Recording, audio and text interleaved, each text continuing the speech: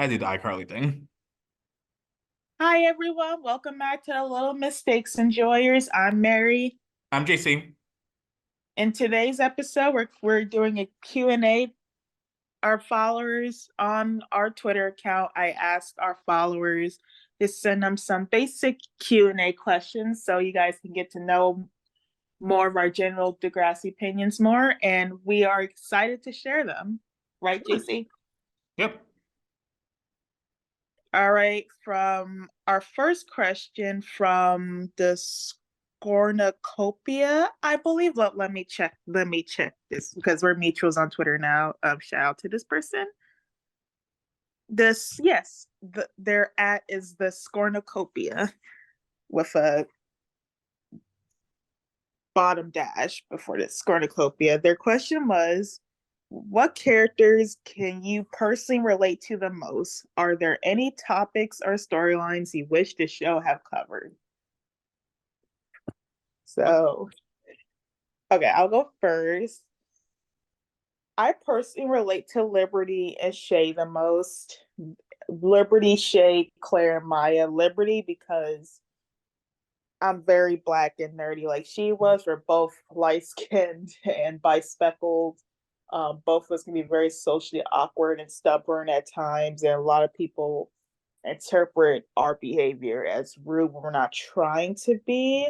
And Liberty, I think, was heavily autistic coded. Like a lot of her behavior on the show is something that I reminds me of myself. Like I see myself so much in her. And that's why they're like I mean any hate towards any black female character gets me mad, but like with Liberty, I feel like when people bash Liberty is they're bashing me. Shay is for much of the same reasons, except I'm not dark skinned and I'm not good at any science or math. That's not my forte. Um, but Shay, the awkwardness, the not really being a perfectionist, being putting a lot of stress on myself, being very insecure, having a very Puritan view on sex at first, like Shay, and like I think because like they have the anxiety, like I also that's why I also had Ken Shay is autistic. Claire, I'm heavily into writing and reading, dramatic, being over dramatic sometimes for a lot of same reasons as Liberty, because Liberty was also a bit of a bookworm too. And like said, like both Claire and Liberty like to overanalyze, and I tend to analyze a lot. And Maya, shy, insecure, negative body images, and a depression storyline. Okay. Those are all amazing characters to relate to. You Oh, I forgot. I'm sorry. That's good. Connor for the can because he's a canon autistic character. Black, nerdy, light skinned kid. That's me. I'm sorry again. And then Eli and Craig because they're both very, very heavily into their perspective art fields. They're both moody and could be pretentious. Eli can be super pretentious at times. I can relate to that, though. I do curb that. I do try to curb that side of myself because I know it annoys people and have dark sense of humor and being bipolar. Of Okay, course. your turn. Of course, those are all great characters to relate to. You will probably see some repeats with me, but similar to you, I have like the characters I relate to the most. So Shay, I've gone into his before, so I won't go too much in detail, but I feel like specifically the way like Shay saw racism is the way that I saw racism. I felt like I really wasn't exposed to racism a lot growing up. I felt like like a lot growing up, and I thought it wasn't until certain instances and the news and all that stuff where I realized oh yeah, this world is actually more racist than it used to be. I definitely used to the way Shay having a very novice view of racism and not realizing that it's still out there and it's still very prevalent. Relates to I relate to it a lot. So despite the fact that this class season two was a mess, I think I'm very much resonating with the storyline. I was glad I was able to see that storyline portrayed on television because I felt very represented. And also Eli. because like similar to you, I can like like both like barely heavily into like our craft. We're both writers, so like both writers, both like into film, all that stuff. We're both heavily into our craft.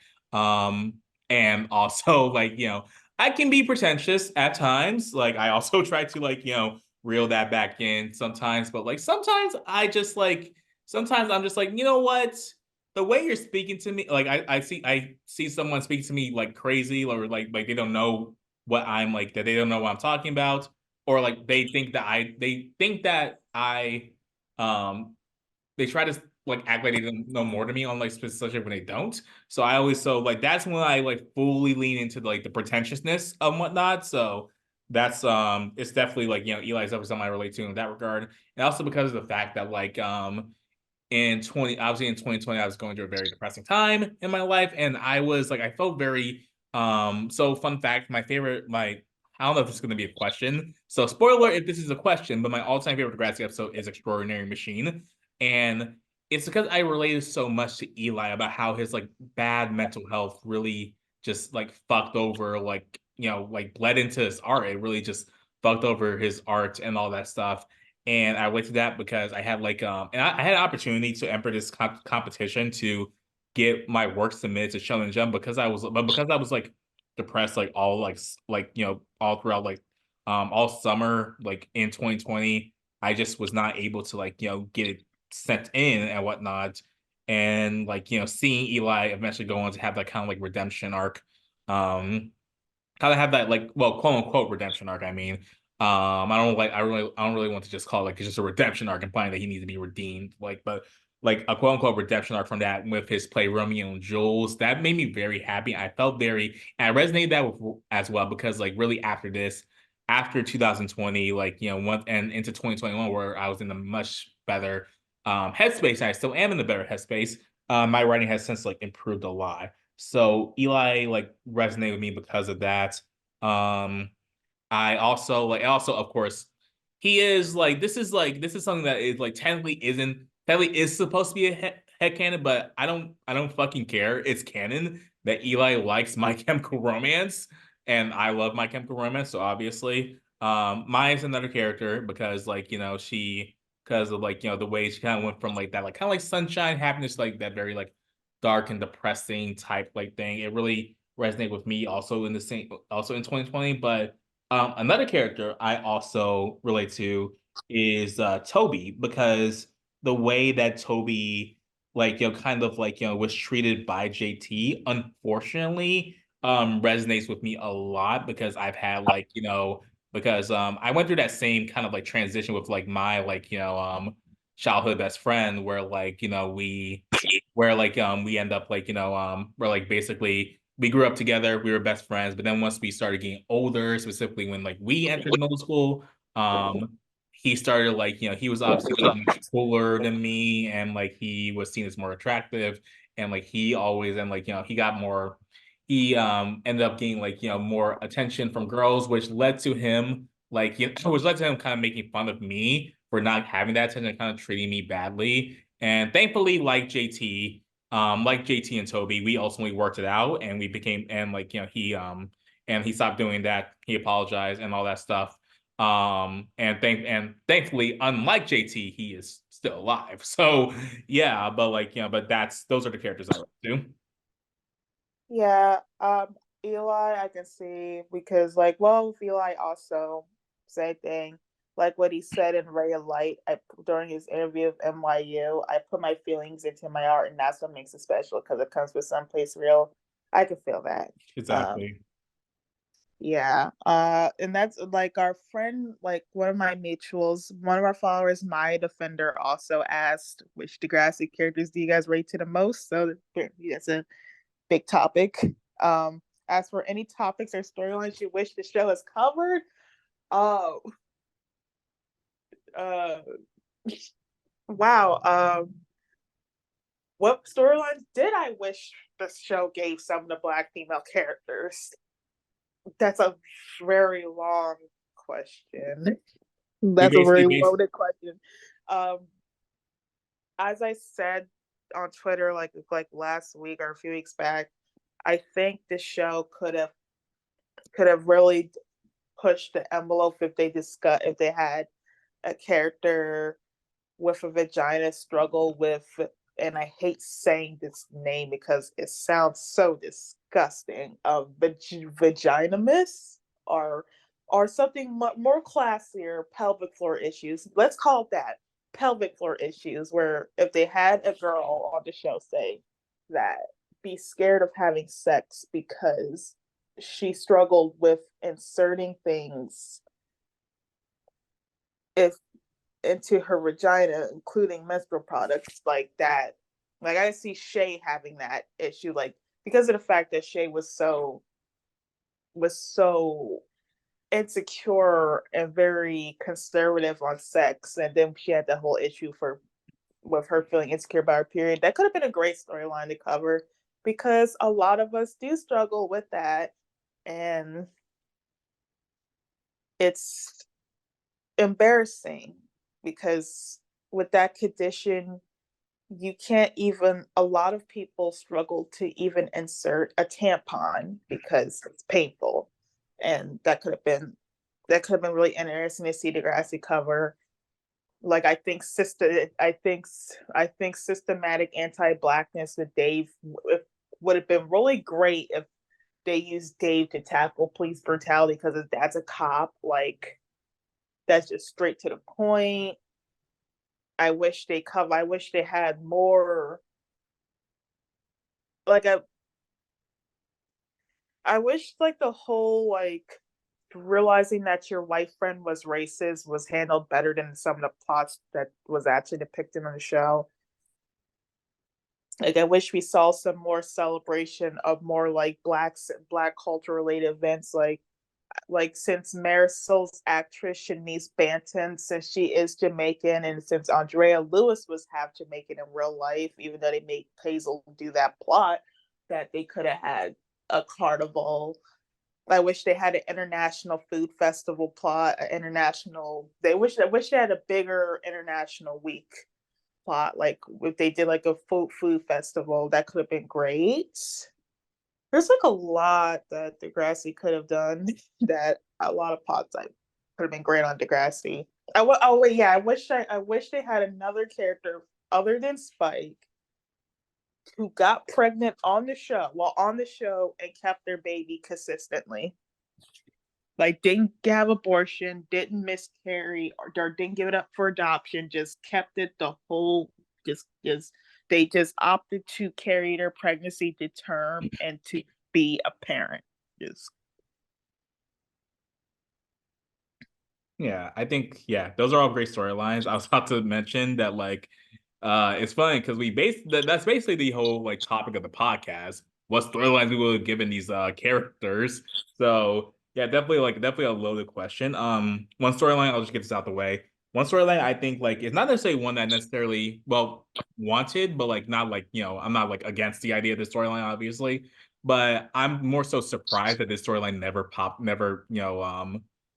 popped up. In fact, I'm like, more surprised we got like a panty stealing storyline before we got this, but I'm surprised we never got a pornography different like addiction storyline.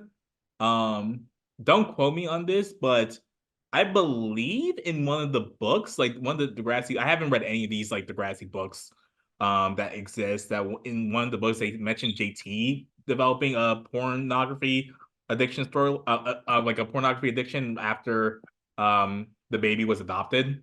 I'm not sure, don't quote me on that, but I'm very surprised that like that wasn't either way that wasn't done in the show.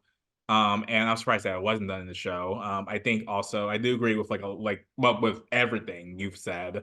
Um, but also I would have loved to see obviously I would love to see more black queer characters because like we don't have a single like the well actually we do, but like that's like literally just like a character that's irrelevant. Like we have like one like black queer character, and that's like one of Marco's love interests. And so I just so I feel like we needed like the fact that we don't have that we didn't have more is very disgusting. And if we were to get more, I would have loved to see kind of like the intersection of like, of like what is how are things different for Black queer people than white queer people. Ultimately, I don't think the show would handle it very well, but like but yeah, and like on topic of more like queer storylines, would have loved to see like some more like um like well, let's see, just more like bisexual characters, like just like kind of like just like really like come to terms like with that. I would love to see a trans woman character. I know this may be diving into like I know this may be diving into more so like what characters did you want to see, but yeah, it's just like a lot of these like there's quite a lot of different like storylines that I like wanted to see. I don't get into like too I don't get like too far into like kind of like head canon stuff or like how I would write like some of this because I have this idea for like Tori that maybe I'll talk like I had this idea for like Tori and whatnot, but I would rather not like go on the whole spiel about that. But yeah, that's pretty much it. Yeah, like with queer characters, like I would definitely love to see like because the closest that we have is Connor being implied to be asexual, but because they didn't focus on him much in the later seasons, like it just felt it doesn't it's hard to really count that as like Black queer representation because like the closest we have like because of course asexuality and is part is being queer. Like it's much discourse surrounding that. In my opinion, I believe asexuality counts as being part of the LGBTQ community as a bisexual, but it wasn't really focused on. Like I do like we I definitely would love to see a trans female character. I feel like that well, like it's because the shame of how they handled Adam. Like I feel in some ways I feel like Yael as a non-binary character was handled better in that regard because were they didn't suffer every other episode like Adam did. Exactly. And the fact that I even like completely forgot that like Connor is technically like our like a Black queer character is just like kind of like speaks levels as to how poorly that was handled. Yeah, and like I also wish they delve more into the complexities of an interracial couple, like because of because for example for the how to tackling the awkward, uncomfortable conversations, realizing that your partner maybe hold some offensive views. Like they could have done that with literally every and like the sad part is that as like when I checked Gibberty's page on Degrassi Wiki and when it noted that they were one of three Black woman, white male interracial couples on the whole franchise, other than Clutch and Lucy and Casey and Marisol. I was like, wow, they really did not. They did not really give a shit what the black woman, white guy pairings. But also they could have done that with Marisol and Mo. Like I would love to have seen a plot like tackling racism in the Arab community towards Black people because that's a very much a thing. And Mo, because he was such a dick and offensive at times, like would have been really interesting to see him before to unpack that. They could have done a plot involving fetish fetishization of Black men with Connor and Jenna or Allie and Dave or Allie and Dallas or Emma and her Black boyfriends that she had no business having. Emma Chris Sharp. Paige and Paige and Griffin, like I said, where the fuck that HIV plot was that I don't even want to talk about because it's bad. But yeah, they interracial couples could have been written well and developed more. And if they had some Black pill writers, we could have had some really interesting conversations. Yeah, it's yeah, and like some of these storylines that we've been talking about may or may not be in a certain fic we always shout out in this podcast. So check it out. Mm-hmm. Next, we have from drama Degrassi. If you could make your own character and put them in Degrassi, what season? What would they be like? What storylines would you give them, like a OC type of situation? This is a very hard question for me because Degrassi is one of the very few pieces of fictional media that I love and adore that I haven't made. Well, I've written OCs and like before, but they're not like neck deep as some of my other Black OCs. Like for Star Wars, I have this OC. I made like three Black female OCs for Star Wars, all with their own like deep backstory.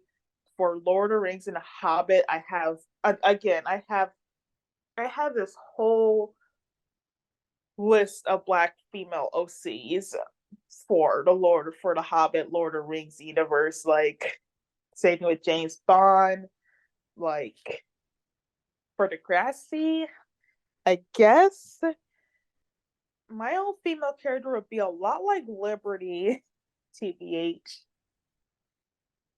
or like except more explicitly autistic. Like she'll also have bipolar or OCD or ADHD.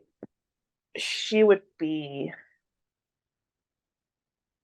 I'm, I'm thinking I would make her like a younger or younger sister of like Marisol as excuse to have Marisol past season 10 or like to give her more depth.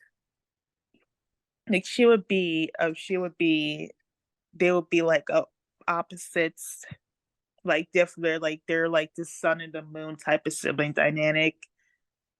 And she would like, an embarrassing part is that if I was a teenager, the female OC would definitely be romantically involved with Eli. As she should be. 100%. Or Miles, like I'll be the female OC, like my black female OC would like steal Miles from Tristan, like ruin that whole Trials relationship. Or if I was older, like Craig, like there's a pattern here. If I made her like queer, she'll probably be with Fiona or not Paige or yeah, yeah, it would be, or she'll have like an enemies to lovers thing with Jay. Yeah, that would be pretty much my OC. She'll be very heavily into comic books or and shit, or she'll be in the Marvel. She'll have all my. Mm-mm-mm. She'll either be very much like me or she'll be a lot like Marisol because I feel like Marisol's my complete opposite in regards to Black female characters. What about you, Chasey? I think like the character. So I think my character would be placed in the reboot era simply just because it's my favorite. But or I think like actually no, to be specific, because I don't want too much overlap. I think like she may like so it's gonna be a Black female character. I think she would come in maybe around like kind of season 11, season 12. She may come in like I'm not sure. She may like because I don't want too much overlap with Eli, but at the same time like this character is kind of like Eli and Shay along with Lucy, kind of like combined. So I do think so. I'm gonna explain it first before I place a definitive era.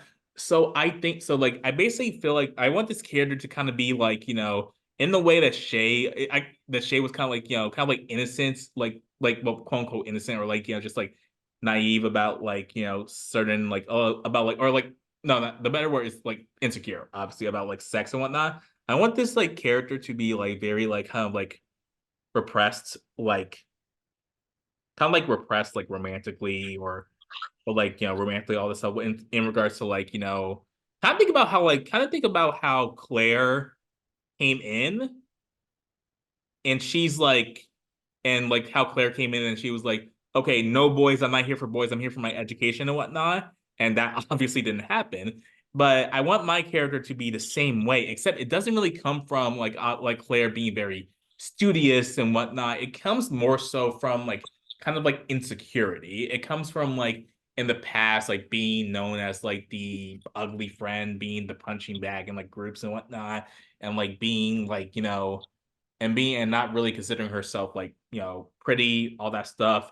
And like, and so she kind of like, she kind of focuses on her like craft like writing, drawing, all that stuff. She focuses on that. She's into like very like the artistic side of Degrassi. She would definitely be in theater, and she focuses on that. And like because of how much praise she's received in regards to that, she's like, well, if I have this thing, I don't have if I have this thing, I don't need to have like, romance or sex or all that stuff. And she thinks of herself as like above it. So she definitely gets a little bit pretentious here. And it's really just because it's a coping mechanism for like, the fact that like she hasn't received many romantic attention. She has received much romantic attention. She like, doesn't, and she's been like, maybe made fun of because of this and all that stuff. And so she just says, well, I mean, I'm going to consider myself better for not having it and not focusing on that and focusing on something quote unquote more important. And obviously, as she grows older, she's gonna realize that like she's gonna like, oh, I actually do want those things, and it's totally normal for me to want those things. And that like, and then people telling her in life, hey, you should like, still enjoy being a teenager and whatnot. So yeah, I think it's like I so badly want to like put her in the reboot era, but I think she would work very well in next class, Yeah, unfortunately. yeah, I think mine will work in next class too because I was class of 2016, so it would have to be that she would have my character would have to come in during season 12 or no season 11B, and like I was definitely think they'll have beef with Zoe and probably Tristan. Yeah. Yeah, Um, yeah, I definitely also kind of like just because of the nature of the character, I do also see the character with Miles. That's actually probably the only character I can really see her with. Maybe like, and the only reason I'm not saying like, the only reason I'm not saying Tiny, even though I love the guy, is simply just because like he's already with Shay, and it's just like, and it's just like an already similar character with another character. So like, yeah, good, good. For the next question is from Goldsworthy with the O removed. Love them. of course. Are there any gold storylines that you think should have been given to other characters? My number one answer that I always think that Allie's plot with the sleeping pills or whatever, just like someone on Reddit tried to be, well, actually, she didn't actually, it wasn't sleeping pills, it was this, but I don't give a shit. That plot should have been given to Marisol. Like it would have hit more because for starters, Allie's MIT plot went nowhere. Um nowhere. And it was just I hate that stupid like the Ben Dallas scenes are cute, but I hate the shit for days. The plot, like hate how he's done that. Hate how Bandana was ended in that episode for good. Like for Real. Soul, it would have hit harder because she was one of the most busiest presidents in history. Like she had student council, she had little mistakes on it as a side job, and she was on the power squad. Like she had so much, and in real life, anyone would be like really would have like a couple mental breakdowns or feel overwhelmed. And we could have got something really deep with Marisol, that kind of plot, and it would have been cute to see Mo, like the other people in her life deciding to take the stress off her soldiers instead of having her handle everything. Because I feel like that's like an underrated like aspect to her character that she truly tried to do when she looked out for people. Like it was on like a big level, so like that would have been good to see her just give like, and it could have been a deconstruction, it could have been a lesson on like why the whole strong black woman trope bay is really harmful because of other people are like assume that because she's a black woman that she can just handle it, that she's a black girl that she can just handle everything, and then she snaps about how she doesn't. And that would have been really educational for everyone in the audience, especially black girls, to teach that we don't have to we don't have to take on too much because the role tells us to. I think that's an amazing storyline. For my answer, so if you know me, you know I have a crackpot theory that Tori leaving was like, that Maya ended up getting a lot of her storylines that were planned for her in season 13.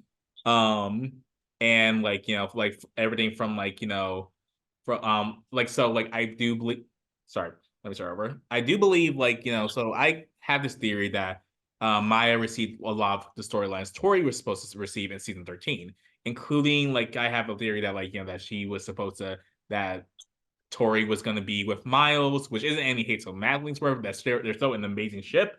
But I do believe that like if Tori stays, she would have been the one to end up with Miles. And that like the one I'm specifically going to talk about here is the like Tristan Yates storyline. So I like this like storyline, well, objectively, it couldn't be given to Tori because Tori was gone. But I do believe that the show actually I'm gonna do two storylines with Tori. One of them being like the Tristan and Ye storyline. I do believe that like the that Tori would have definitely been the one to be replacing Maya in that regard to the Ye storyline because it just makes when you hear Tristan's argument, like his anger towards Maya, those words like try to look at that argument and like imagine Tori there instead of Maya. And it makes a lot more sense because, obviously Tori and Tristan have been best friends for God knows how long. And so we like, so very obviously, like, Tori is a pretty pageant princess. So Tristan would have a lot more pent up frustration and jealousy towards like all the boys going for Tori rather than Maya, somebody who like, who I don't mean to be rude, he just met last year. And so I believe that like the storyline would have like, not only made more sense with Tori in mind, but like it would have hit harder with Tori. And especially if like she was like, she was the one to get with Miles and whatnot. It just would have been like a lot. It would have been very good. But also, I would have given Maya's like conflict with Zoe to Tori as well because just kind of think about it. Let me cook here. Tori obviously knowing who Zoe is, it could be a very good never meet your heroes type story. Like this is this girl that she idolized on TV. And then she finally meets her, and then Zoe starts to treat her like shit. And then this could have been like the second coming of the Paige and Manny conflict. And it just would have been so cool. It just would have been so cool. Like, listen, Alexa Steele, you are very beautiful, but I will always have beef for you for leaving. All right, good. I agree. That would have been really great for them. Thank you. So this one's from Hannah Pacey Conway. We did the one of the lovely hosts of the Degrassi After Dark podcast.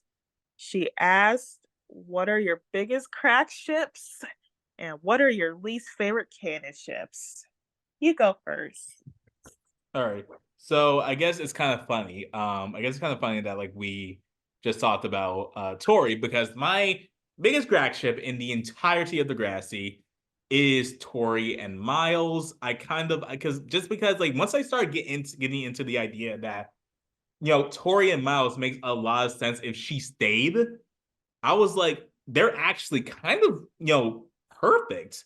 Because my little Tori theory doesn't just end at like season 13. No. I do think that if she stayed on to next class, that she would have had that instead of Mola, again, Mola, a couple that I do love, um, that instead of Lola, it would have been Tori who she finally at that point got back together with.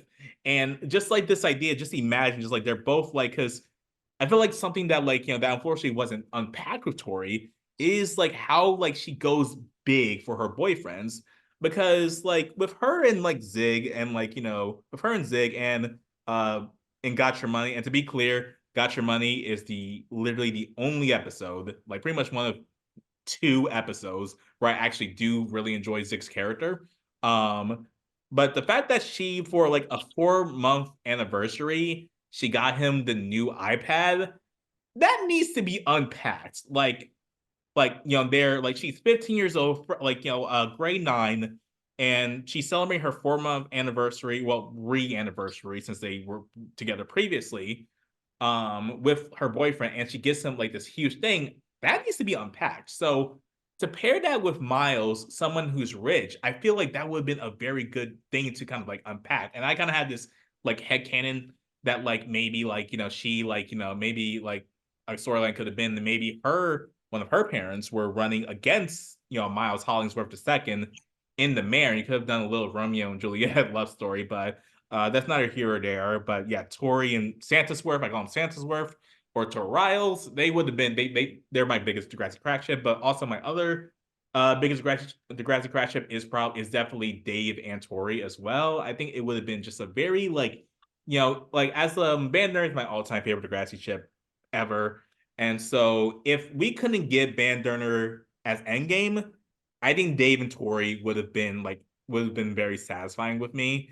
Satisfying for me because like I think it just would have been like just a very just like cute ship, like just I don't know, it's just like because the way like Dave really interact with her and also Tristan as well was just like very like cute in season 12. And like I love how like he really just like made sure like because obviously he was somebody in grade 9 trying to like get like popular and all this stuff, and like he and like he like and so to see him like treat these like grade 9s with like respect and also like kind of like take them under their wing was something that I really like. So I think Dave and Tori would have just been like really just really cute.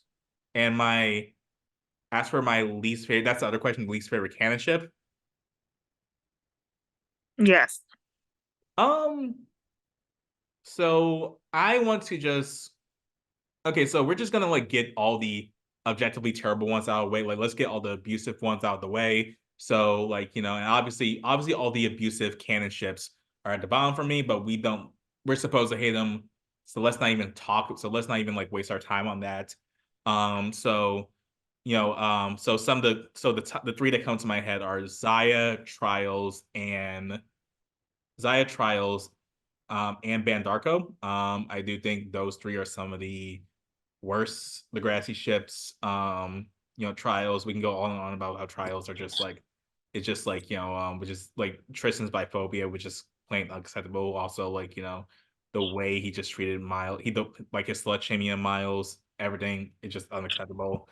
Zaya, the way that like they like how toxic they are, how like Zig, like not even them being toxic to each other, just how like terrible Zig is to like Maya. There was some like weird consent issues. There was some weird like the fact that I don't even want to go down the next class rabbit hole because that is the next class season 1 rabbit hole because that's a whole nother conversation that I actually do not want to get into another day.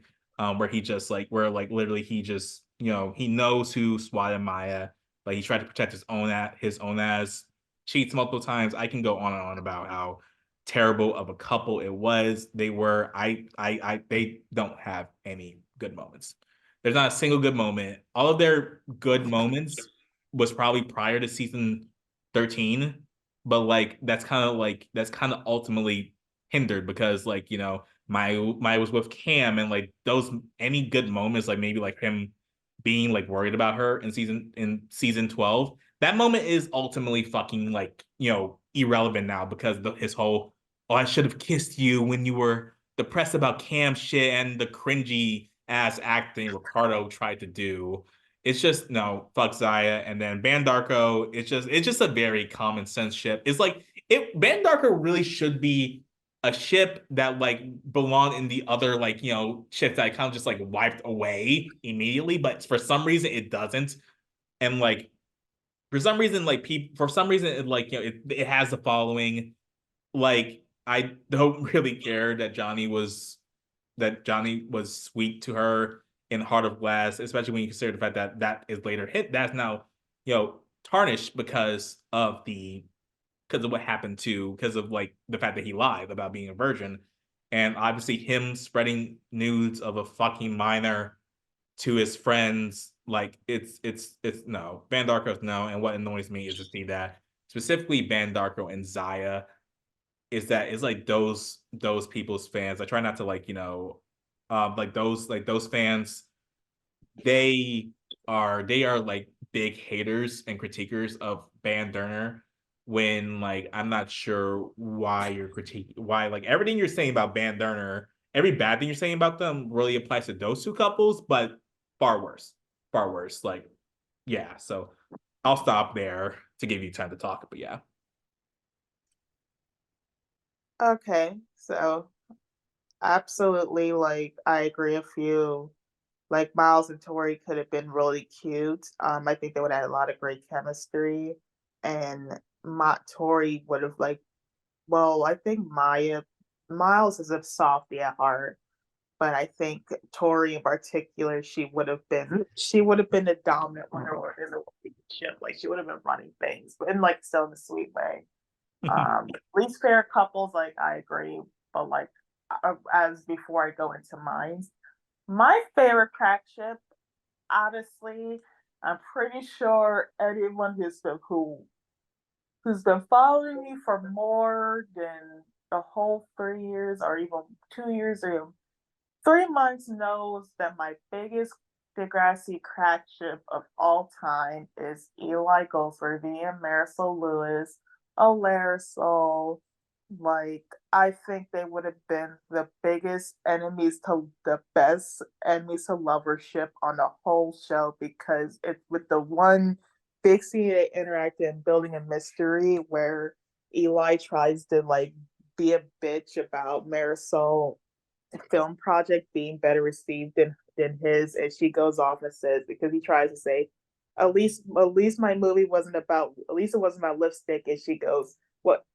Well, it was lip gloss, emo boy, like, and a little stare off they had. Like it has so much chemistry, and I think they like would have really brought out a very they would have encouraged each other to be better. Like Eli would have been more firm on getting Marisol to be open minded and also realize her own potential.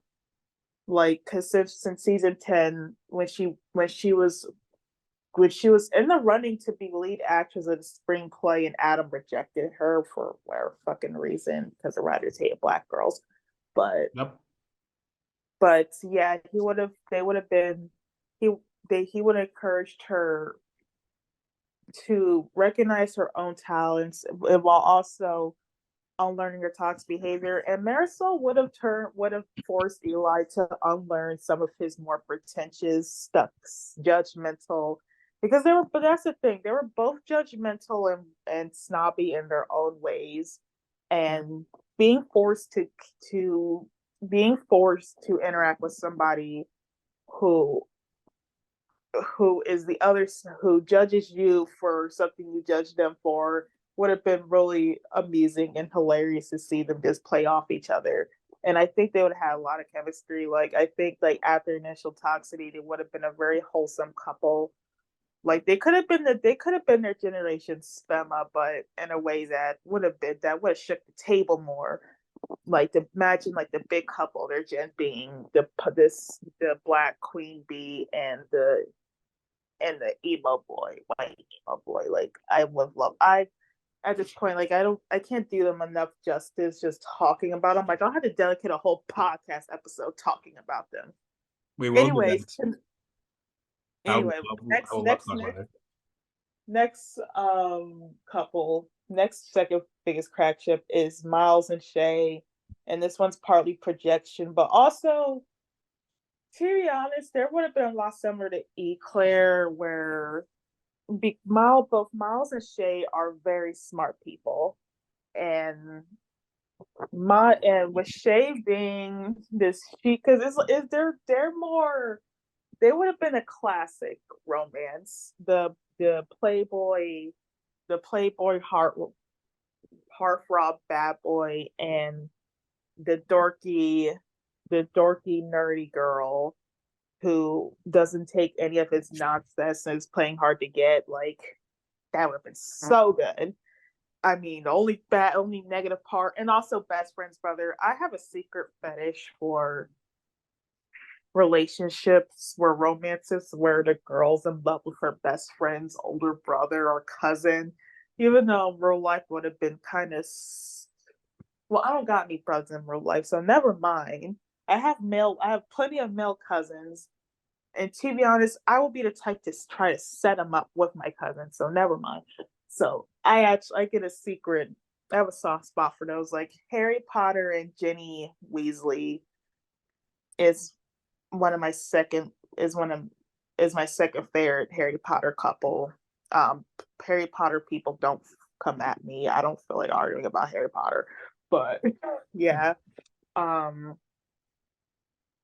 just I think like she would have encouraged Miles to be better. Like she would encourage him to be less of a fuck boy and very unguarded with his and very guarded with his emotions. Like she'll want him to mature while also holding him accountable for his bullshit. And Miles would get Shay to loosen up and be more relaxed with her attitude.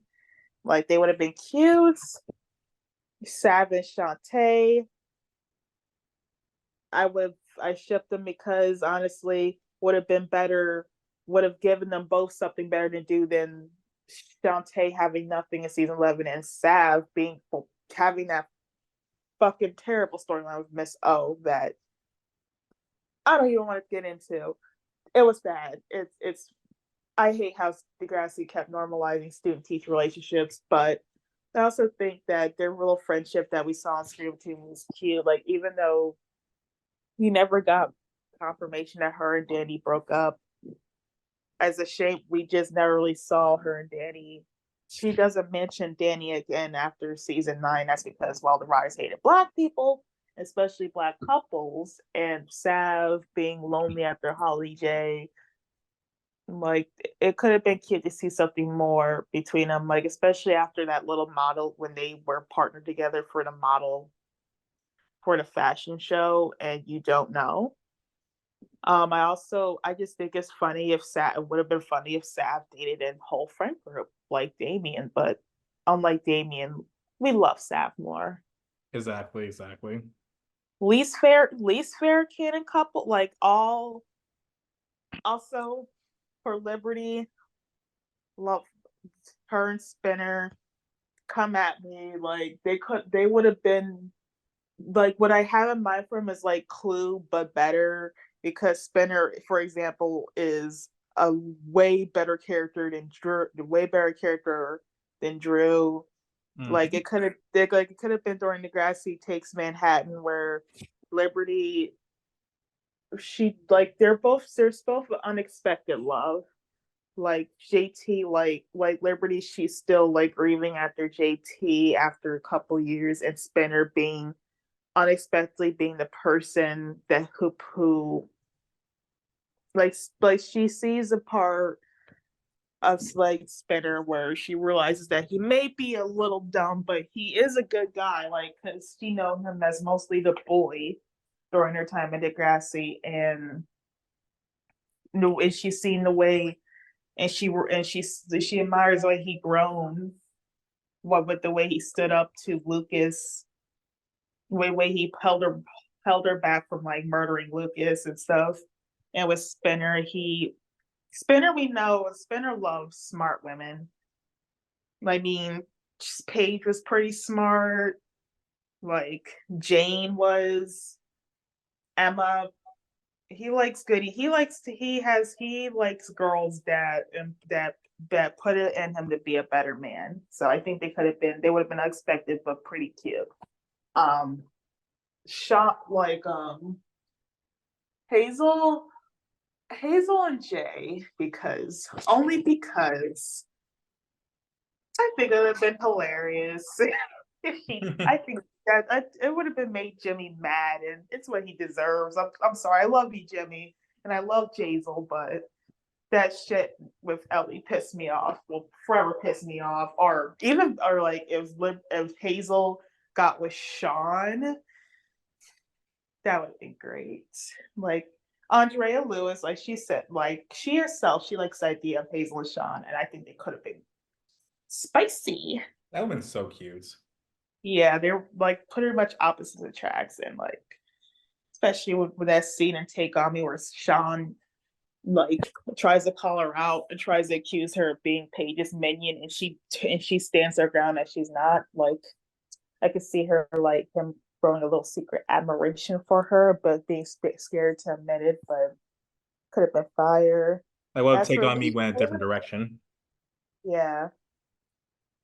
As for least favorite couples, I hate Zaya.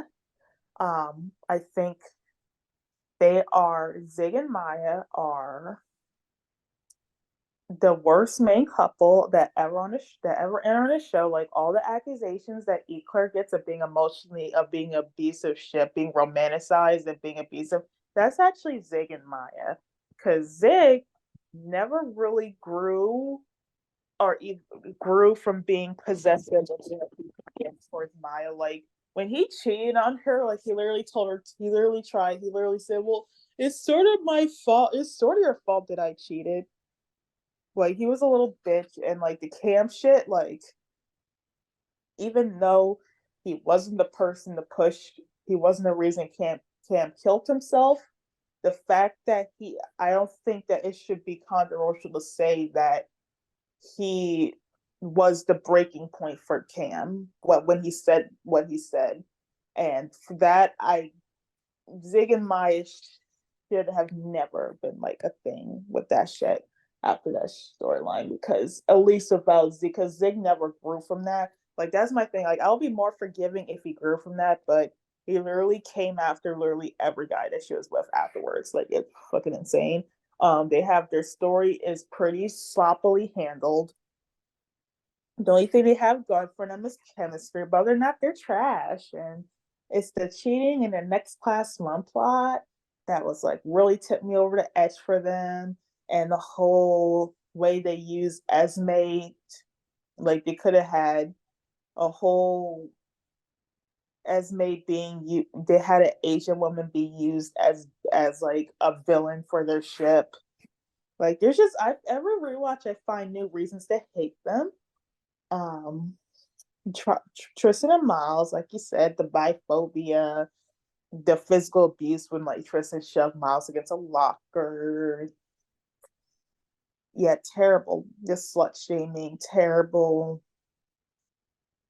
I will never, as a Matt Linksworth stan, I will forever hate that the show, that next class tried to make Tristan out to be the one who was down for Miles at his worst when now it's Maya. Like, back the fuck off.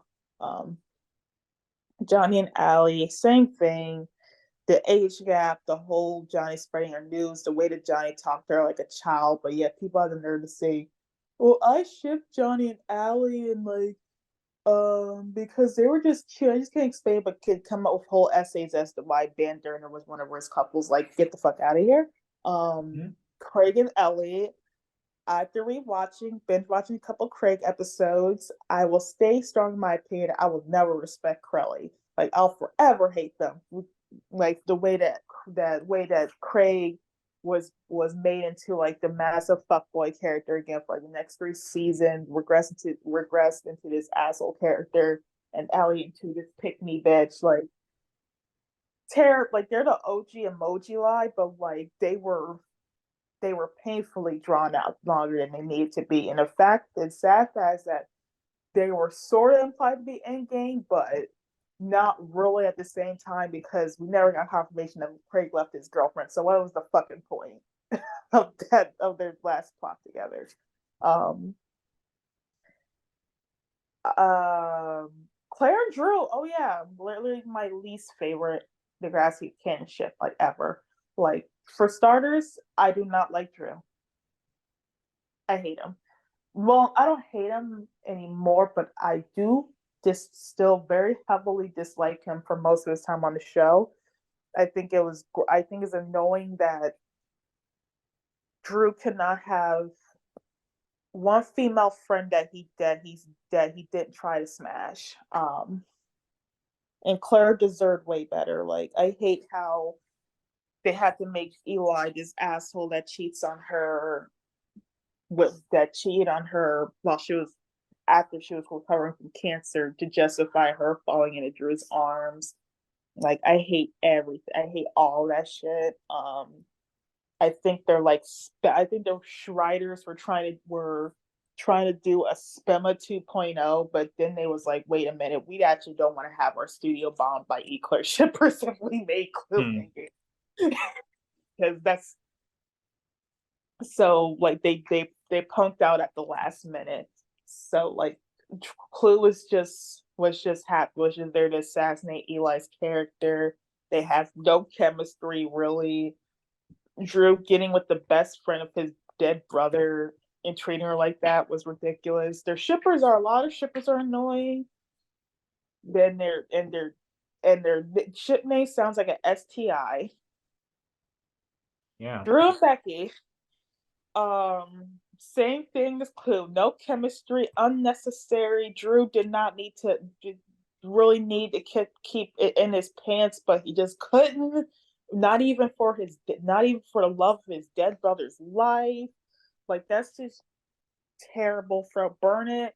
Um, Declan and Holly J, boring, stale piece of white bread Yep. that that was toxic from jump. Will never respect.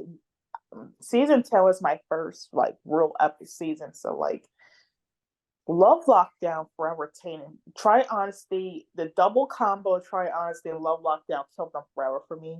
I don't care what people say.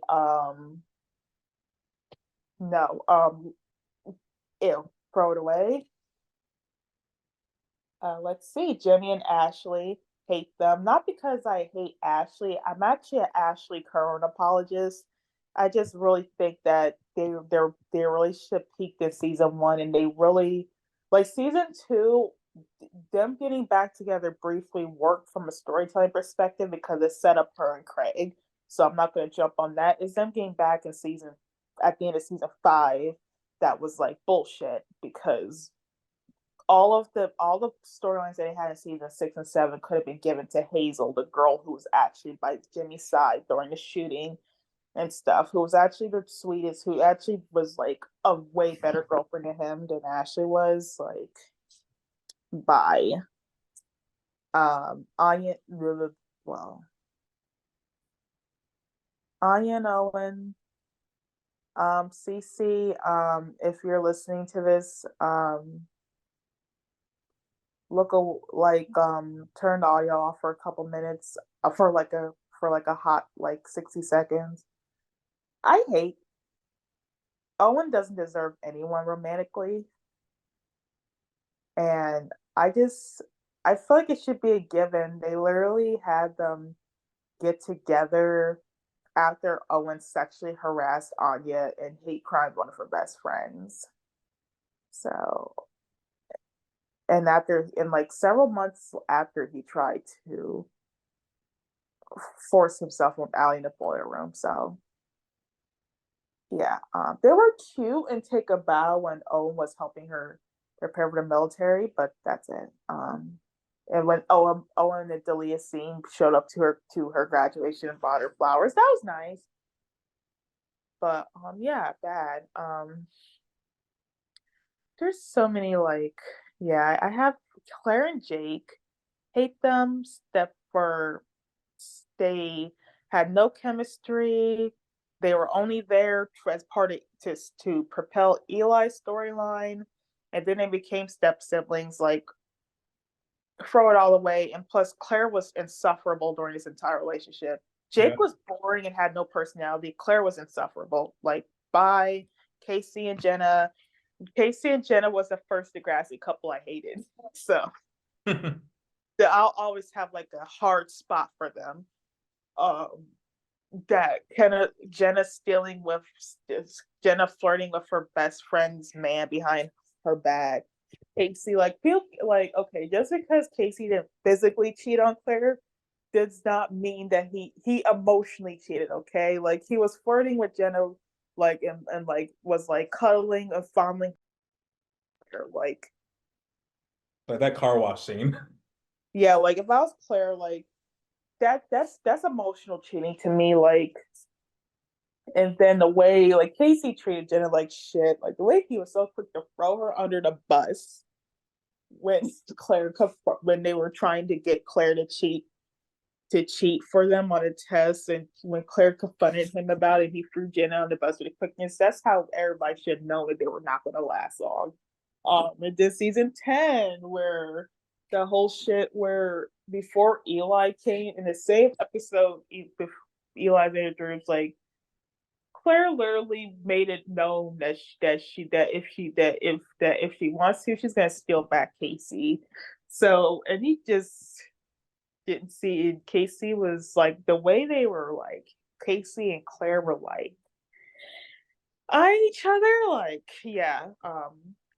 Rest in peace. The way that a black girl Marisol was villainized and demonized and put in the very racist and sexist Jezebel trophy as for just for really for their relationship drama will not respect that. Will not respect. I hated Jenna when she in that scene where she hits Casey with her guitar because yeah, Casey was a cheating bastard pig and he was horrible and like no make no mistake, he was the more toxic between the two of them. But Jenna did not. I don't support physical violence of any. I don't support like she had no business. She could have killed them with the guitar or give permanent brain damage. Will not respect them. Tiny and Lola hate them because of the racist comments. Lola kept making to Shay, who was her own best friend and who she knew like Tiny, but she went for Tiny anyway. I can go on and on, but you ready for the next question? Yeah, just a couple like comments I want to like sprinkle in there. I agree with everything, literally everything you said, pretty much. But like, but also like I was about to mention, like, the I was about to joke and say like the funniest thing with Drew is that the one of two female friends that he had was like the two female friends that he had that he like never got with. One was because she was a lesbian. The other one was also like a romantic partner of his dead brother. So yeah. Another thing was in regard to Ellie. We love Ellie, but like between like but yeah, between Jelly and Crowley, it's just like I don't know what she was I don't know what she was like doing over there and whatnot. So yeah, I forgot the third thing, but we can move on. Yeah, Jim, like as for any character, any ships involving a main character and a side character, Jesse and Ellie is one of the worst. Yeah, so Yeah. fuck that Oh, shit. oh yeah, I forgot about that. I meant Jimmy. I meant like Jimmy Ellie. Like, but still, you're still right in terms of that regard. Yeah. Next question is from Gina, the other one of the other lovely hosts from Degrassi After Dark podcast. She asked us, "Who's your favorite mom and dad?" Okay. Um, favorite Degrassi mom is Spike. Like, like this, she was a great mom of Emma, even though she screwed up with the Shane stuff. I don't, and she was wrong for that. I could sort of see her logic in that, and like other than that, she was a great mom. Like, and I love her for the fact that she wasn't just a mom to Emma; she was a mom to the other kids, and she was just a very kind support. She had Manny's back during her pregnancy abortion than before her parents did, and like she was happy to take Manny in when her parents kicked her out. Like she was a good woman. Favorite Degrassi dad is Joey because just the whole arc with him and Craig was just incredible from start to finish, where he at first didn't want Craig around Angie, was willing to listen to Craig's dad on that, but when he saw that Craig's dad was abusive, like he switched up immediately and he was willing to take Craig in as his own son. And even though they had their fights, they very obviously loved each other. And like that was a real love between father and son. And I just love the whole development because in Degrassi Junior High, Joey had to save his friend Rick Monroe, who was being abused by his dad, and for them all to come full circle, for that to come full circle, and him to adopt another abused child as it dealt. That was beautiful character development. Like I love Joey. Second shout out to Bullfrog though. Bullfrog's the head, even though he was never a main character and he didn't have a lot of episodes. He showed some growth with Eli, where at first he was an irresponsible party rocker dad, and then when he saw that Eli seriously needed help and treatment, he became a parent. He was quick to become a parent and support Eli for that. Like, good job, Bullfrog. Yeah. So I personally like I objectively think that those two, that both Joey and Spike are objectively the best father and mother respectively. But my personal favorites is we'll start with the father first because the mother one is I'll get to that in a minute. But my favorite personal favorite father is Bullfrog for a lot of what you said. I think like really his like his kind of arc was beautiful was how like like I think like one of my favorite lines with him was maybe it's time we start treating you like a kid.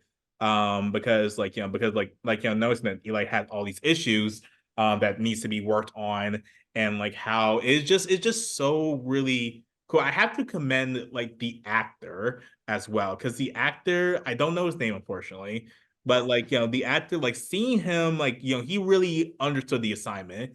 Seeing him like easily like eat like pretty much like night and day switch from this chill, relaxing, like relaxing parent who's just like just like kind of like the cool dad to immediately going to like this very like strict parent, like not out of hate but out of like love. Was very like the actor did an incredible job with that, and I just love like his moments where he just had to like really learn, because like even before like what happened with Morty and season 11 and all that stuff, I still felt like he was like a good dad, because seeing like the way that he really kind of just like gave his son, while like ultimately that freedom needs to be restrained a little bit following Eli's accident, his like but the way he like still gave Eli that freedom, that like trust, and like kind of like all that support, still like he was still a good dad, and seeing him like work on his like mistakes as a parent was pretty cool. Even if he didn't necessarily know that they were going to be like mistakes and whatnot, and especially seeing like one of my favorite moments for, episodes with him is Need You Now, where Image Eli happens, and he he says like I don't think you should be dating right now, and he starts to be kind of that like helicopter parent. But by the end of the episode, he takes a step back, listens to Eli's therapist, and says, "I'm not supposed to. I'm not supposed to prevent you from prevent you from dating." And I think like Image Eli's like existence, like their canon relationship, they're like them actually being together was great for Bullfrog's character specifically. And so my favorite mom, now objectively speaking, she is not the best mom, but in terms of like her development and just like love and just like seeing like her relationship with her son, Lisa Guthrie, Casey's mom, is like one of my personal favorites, because she like so let's get the elephant out of the room. I want to get the problematic aspect out of the way. In Better Off Alone, there was I still had like a lot. I had like a lot of issues with the way they were kind of treating Casey like he was somehow insane or like a villain for not wanting to go back to live with his very troubled mom. Like he obviously has trauma in regards to that. Um, in regards to that, so like he like so that was so that wasn't ultimately off to the best start. I didn't really like the way that they were like treating Casey in that regard, but however, seeing the way seeing how far Lisa came was really such like a very fun thing. Like I know like like Henna isn't that I think the best couple, but seeing how Lisa was very supportive to Jenna reminds me, like gives me a lot of like kind of like flashbacks to like Spike and Manny, specifically. Seeing how like I know damn well that like Lisa is one of those moms who keeps in touch with like her son's ex, even though they aren't together. Even though Casey and Jenna ultimately ended up friends like afterwards, but still like just seeing kind of like and seeing like Casey like like her and Casey's relationships grow, and how like they just like really just like love each other. It's really just like that relation that cares, that like carries it for me. Like especially seeing Casey's development on his side of things, where he just like wanted to just like really just protect her and all that stuff. Like I have my issues with Casey's ending, but seeing how he wanted to do it to protect his mom was very like, because he just loves her that much. And also just genuinely like like the episode, I felt underrated plot between them was in season 12, and not a lot of people talk about it, probably because this was like Casey's only plot that season. Right before he left was him trying to set his mom up on a date. And like while like also while it was because of like he wanted like he wanted like her to not like bother him and his friends that much, you did tell that he genuinely did want his mom to find someone. So I think like just seeing how like, and also her talk to KC after like when he kept on trying to visit Ty or Doug now. And so like and how like she just kind of like tells him that like one day like he's gonna like thank you for like doing what you need to do, and like giving him up. I think like that was very like and how she says, I don't want Doug to go the way Doug to like go through the stuff that you did and whatnot. And I just feel like Lisa did like a lot of, it was like a very good representation of like how like there are some parents who can change now, and like even with the problematic aspect of him being kind of like forced to move in with Lisa, and him trying to like being forced to like really appreciate her. um Ultimately the way the relationship grown, the way Lisa grew was just like something very beautiful to see. Yeah, that was a good. Yeah, like you said, I didn't like Lisa's development at first, and I will always like critique that, even if some people may feel differently. But I appreciate what they ultimately grew to be. Also shout out to the Bandaris for showing great growth, like for being, even though they were very harsh in smothering of their kids at first, when they were called out about their kids, they grew and they got better. And it was nice seeing them be later supportive of their kids' relationships with people who were not of their background, while also being more gentler and patient with their children, especially Allie. Um, for the next question, it's from Joe. Which Degrassi couples do you think should have been endgame that words? Okay, I'm just gonna be really short of mine because my voice is getting a little bit strained and I don't. So, so Sean and Ellie, because if they weren't gonna pull for a Sean and Emma, it should have been Sean and Ellie. Like, I can't believe that these two characters literally lived together for a temporary period of time, only for Sean to come back and not give a fuck about Ellie when he returned. That's outside of some many that was a kid. Like, that's some bullshit. Like, they were one of the most, their emotional connection was so strong, and they were just so compatible that then they didn't, like, it's just one of those, they're one of the relationships where they didn't need to have explosive love story. Like when they just met, when they got together, it just felt right. And I'll always love them. Dave and Allie, they it's just all the buildup that they had, only for the way the show wrote them the way they did, will forever piss me off. And because I just really appreciate how much, just how, I can't explain it, just how they're Dave and Allie's connection was just so strong, and you really like, even like they really did care about each other. They had a whole, like, they were like JT and Manny, but if they were sisters, but they were deeper. Like they just, you can just feel the chemistry level that they had each other on screen, and it's just a damn shame that the show later threw that away and just villainized State's character. It's a, like, I like Vandals. They just don't hit. They just don't. They don't just hit for me the way Dave and Allie do. Jimmy and Hazel. There was no reason why they had to break up the way they did. They were cute and wholesome and sweet, like Jimmy and Hazel. I'm gonna add that.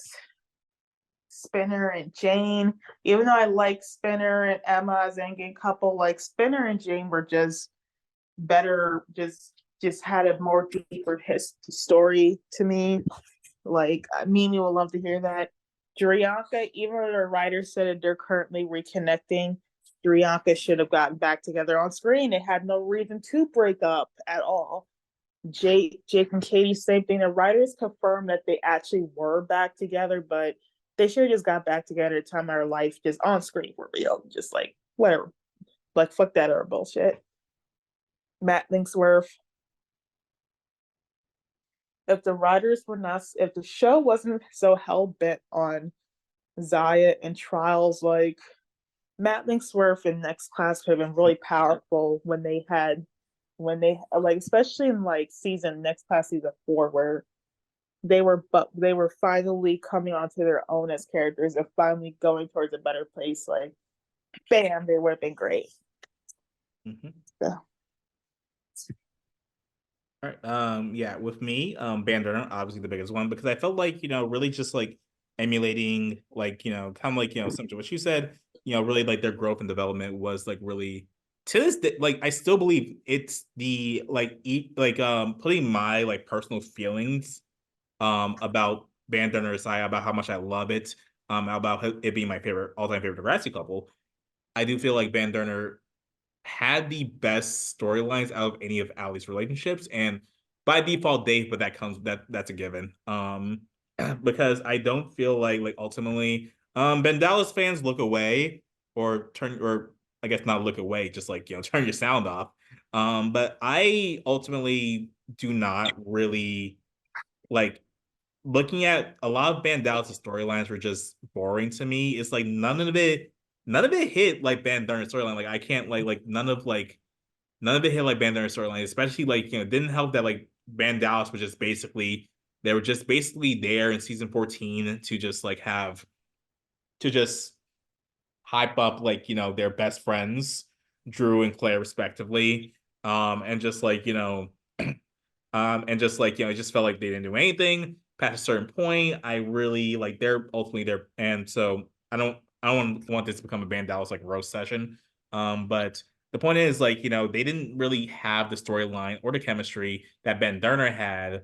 And it's just like knowing, and here's the thing, if like Dave was white, they would Ben Derner absolutely would have been endgame. It would have been like Ali's like defining ship across the fandom if Dave was white, because of all this stuff. Like all the stuff they were given was just so much stronger than the rest of Ali's couples, and like it like competes with other Degrassi couples, like with other Degrassi couples, like storylines and whatnot. Like Got Your Money and Smash Into You, two specific standouts. Hell, I even like drop it like it's hot for as ridiculous as the story for as ridiculous of a storyline it kind of is, but still like they received, but still I feel like they should have been endgame. This next couple isn't a couple I'm not necessarily like a big fan of. I mean, I don't hate them, but Jaitlyn, I it's just to do all of that, to have their relationship span multiple like decades, multiple like television shows, eras of Degrassi, just to do that with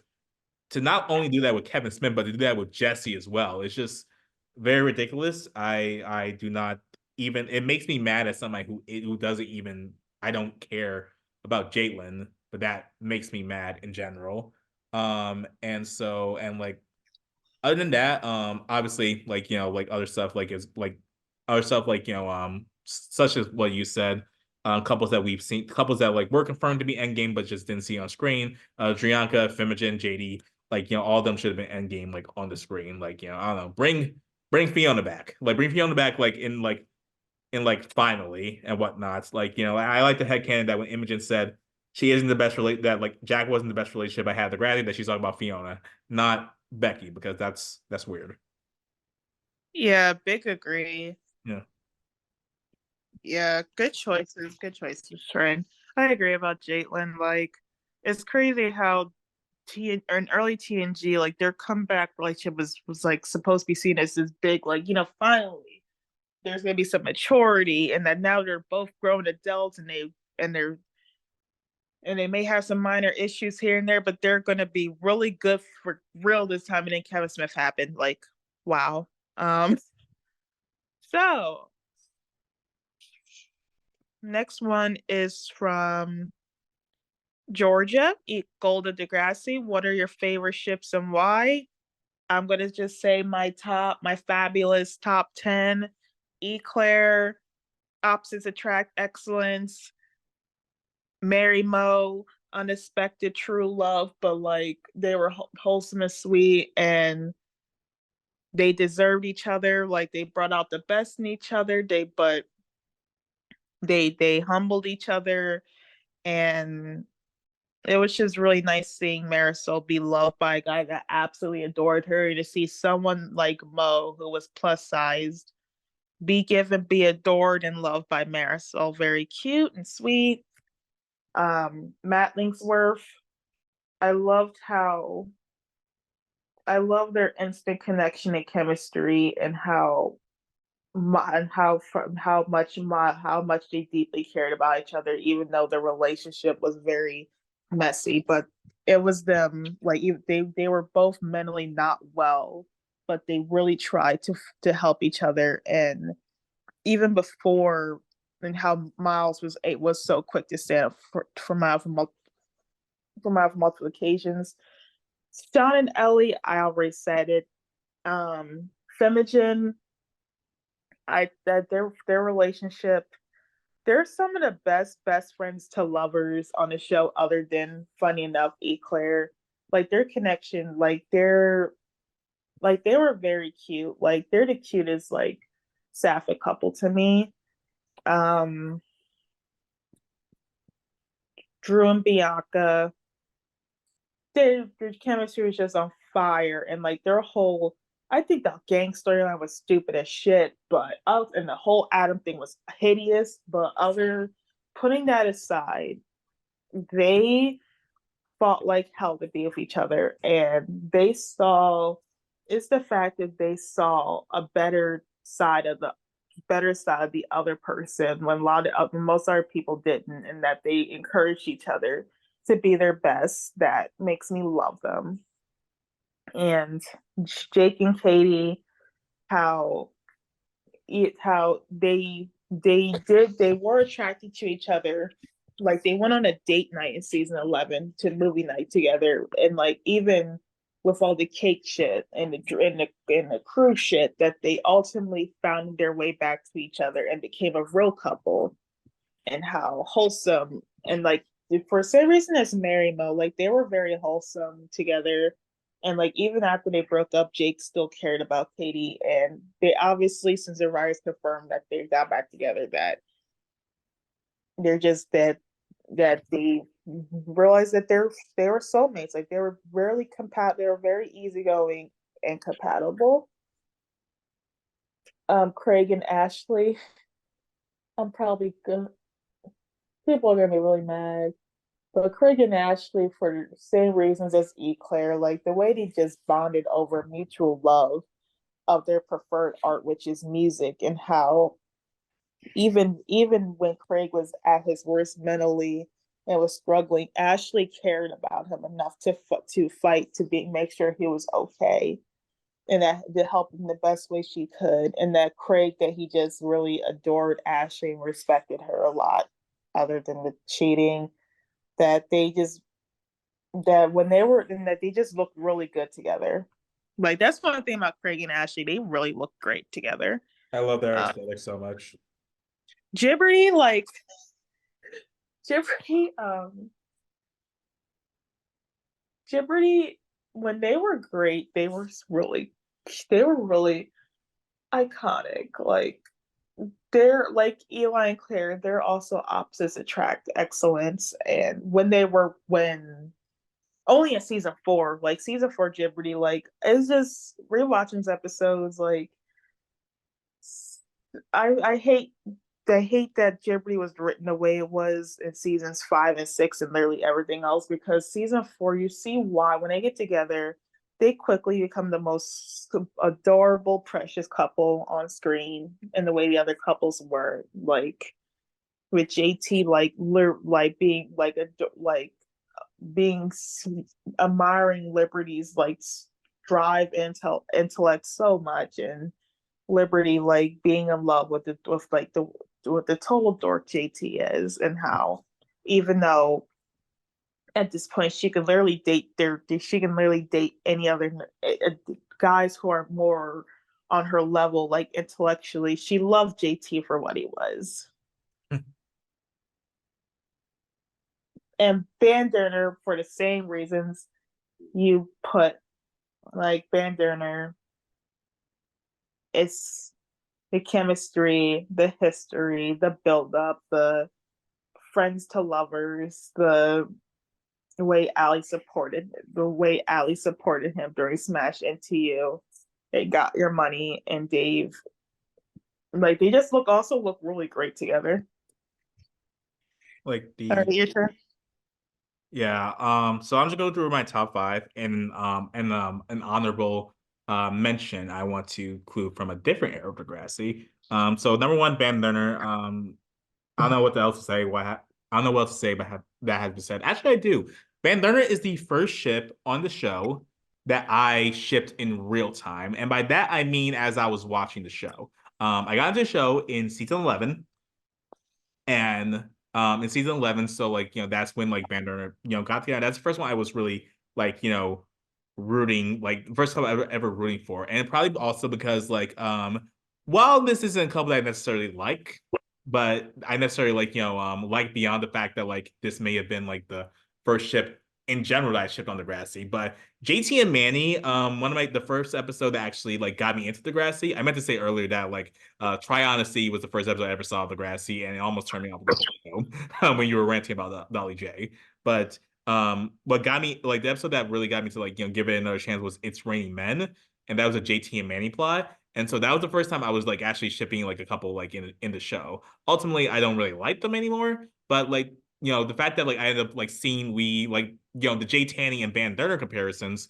I ended up like Bandurner used like ended up being like the first ship I actually like shipped on the show, like in real time, really, and it was so like satisfying to experience them getting together and all that stuff. And I also feel they're a lot like Jeopardy in the way of like how like they both like they had this like crush that stemmed from like well it feels like years before they got together because of the way the timeline of the way like how many episodes and how much time passes in the real world in season like 9, 10, and 11. But like like not as many years as like Jeopardy's build up, but like it still had like a build up like you said, and it was just so cool to see like Dave, like, like one of my a very underrated Bandana episode was like a season 9 episode where like, it was post Bandar breakup and like, and like, Dave and Ali are working together. And Dave kind of like just teaches her to, after Johnny is so cute. After Johnny, like, spends their entire relationship, like you said, treating her like a child, despite the fact that he's dating her and whatnot, and like, being like, and like making fun of her for like liking for like, being a 14, 15-year-old girl, to see Dave treat her, like kind of bring her back down to that level, saying like, you're 14, 15, like enjoy this stuff, and like seeing that, like that's probably my favorite pre-Van Durner episode. And to see like, kind of like how they had to like, how they just had to like get into other relationships before they can truly be together. That's why they deserve Endgame. Number two, Drianka, for a lot of reasons, like you said. And it's just so crazy because Drianka, I'm not a big fan of Drew as well. I don't really like the character all that much outside of like, but anything I like about the character is Drianka related. And I also have my issue with Bianca. So the fact that they managed to craft a ship that's so good that it makes me forget about a lot of the bullshit that both of these characters have done. Just these levels of how amazing it is. It's just like the chemistry, the story between the two of them is absolutely incredible. How, and even after you got done with the gang storyline, the fact that like you still have great storylines about like Drew, like Drew teaching Bianca that she deserves nice things and whatnot. Like, yes, I hate how like Bianca barely got storylines outside of Drew, but like the storyline she got like with Drew and like Holla Back Row, that's just like it was a very good storyline because just like, and then like just seeing like how Drew brought her into the family, it's just like there's a reason why every single like where there's a reason why every time Drew cheats is with Bianca. In a way, that's not how you know they're perfect for each other. And then also, and then like, it's just and like also seeing how Bianca made Drew realize that like he is more than just like a dumb jock, even though he is a dumbass, but like that but she's letting him know that he's more than it, and that's all that really matters. Eclair, again, another couple where you just like you there's so it's so like much that can be said and so much that already has been said. It's just I don't even know where to begin. But Eclair, they're like the most I can say is that they're popular for a reason. Their story is amazing. It's just chef's kiss. Fimogen, Yeah. yeah, Mhm. Fimogen, like for like the way for like like you said, like just like two like best friends. Just like and the thing I like is that they're also kind of unexpected. You just like you kind of like they have like one or two interactions in the first half of season 11, and then they like and then you like see them in like even though underneath it all is kind of a very shitty episode. um well, mainly their plot. I'm okay with like the Niners plot, but like even though like even with that, like when they start interacting, it feels like they've been you're like you look at them and just like they been friends this whole time. It feels like it. And just like it's just like if anybody hates best friends to lovers, they have to be an exception. They have to be an exception for you. It does not make sense. But like it doesn't make sense. It does not make sense for you to possibly like hate. Like, sorry, 1 second. All right, sorry about that. God, did he call? It was thankfully it was a short call. But yeah, like but yeah, Imogen just like easily best friends of lovers, and then Shiny as well. Shiny is just like the way it just was so nice because Degrassi. Here's the thing: Degrassi does not know what to do with like they don't know what to do with like couples who are supposed to be like just like cute and wholesome, and also couples that involve black characters, especially black couple, especially if both halves are black. So all three combined makes you worry for Shiny, but they're given just something like incredible. Like seeing like like I said, like a lot of like couples that are just like really wholesome. They either just like get like fucked over badly at the end the way Fimogen did, or they just stay in the background like the way Bandalis or Johnner did. And so seeing this couple not only just like get together, it doesn't just feel like they just like put them together just like, oh, you two are just we'll just put you guys together because you guys both are the black like the black characters. It just then Jenny felt that it feels like there was a genuine like build up between Yeah. the two of them from season one, even though Tola fucking sucks. Seeing Shay and Tiny finally get together at the end of season two after like Tola's broken up will never not be satisfying. And they're just so whole and it just means a lot to me to see Shay have just like a very like Shay, a black girl, especially a dark skinned black girl, just have this like have a wonderful like first time like with Tiny and just like have like a positive experience with sex because unfortunately a lot of black girls don't get that experience. So to see that happen was just a very beautiful and heartwarming thing to see. And just seeing these two, and it's just like seeing these two together, it's just like they're just honestly I will say Shiny could objectively be the best ship in the show. I could say that. Um, Obviously not one of my favorites, not my top favorite, but like I could like if you had to choose if I had to choose what ship could be the best ship in the show, like objectively, I would go trade to Shiny.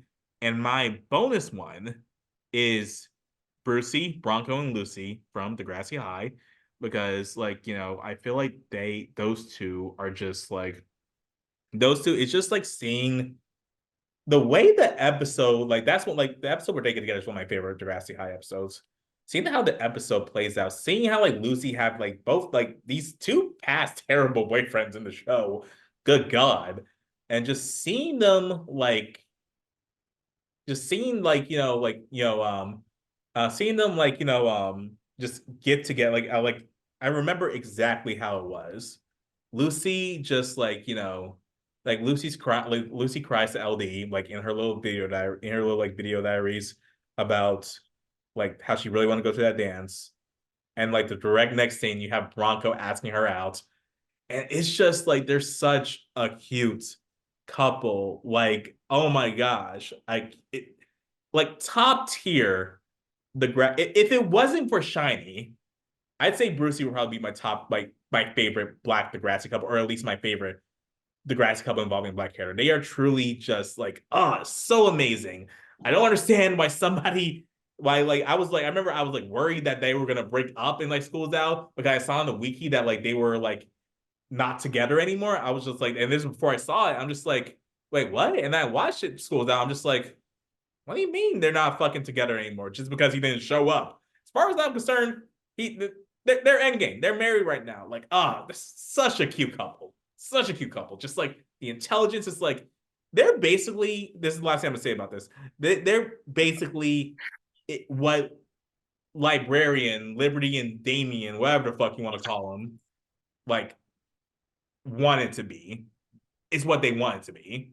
Like, yes. Yeah, I agree. Love Brucey and I love Shiny. Shiny's definitely higher on my rewatches. So for the next question, are you ready for the next question? Yeah. This is from again Drama Degrassi. What are your favorite characters from each generation? Okay, I'm just gonna try to keep it as short as possible. Liberty, Marisol,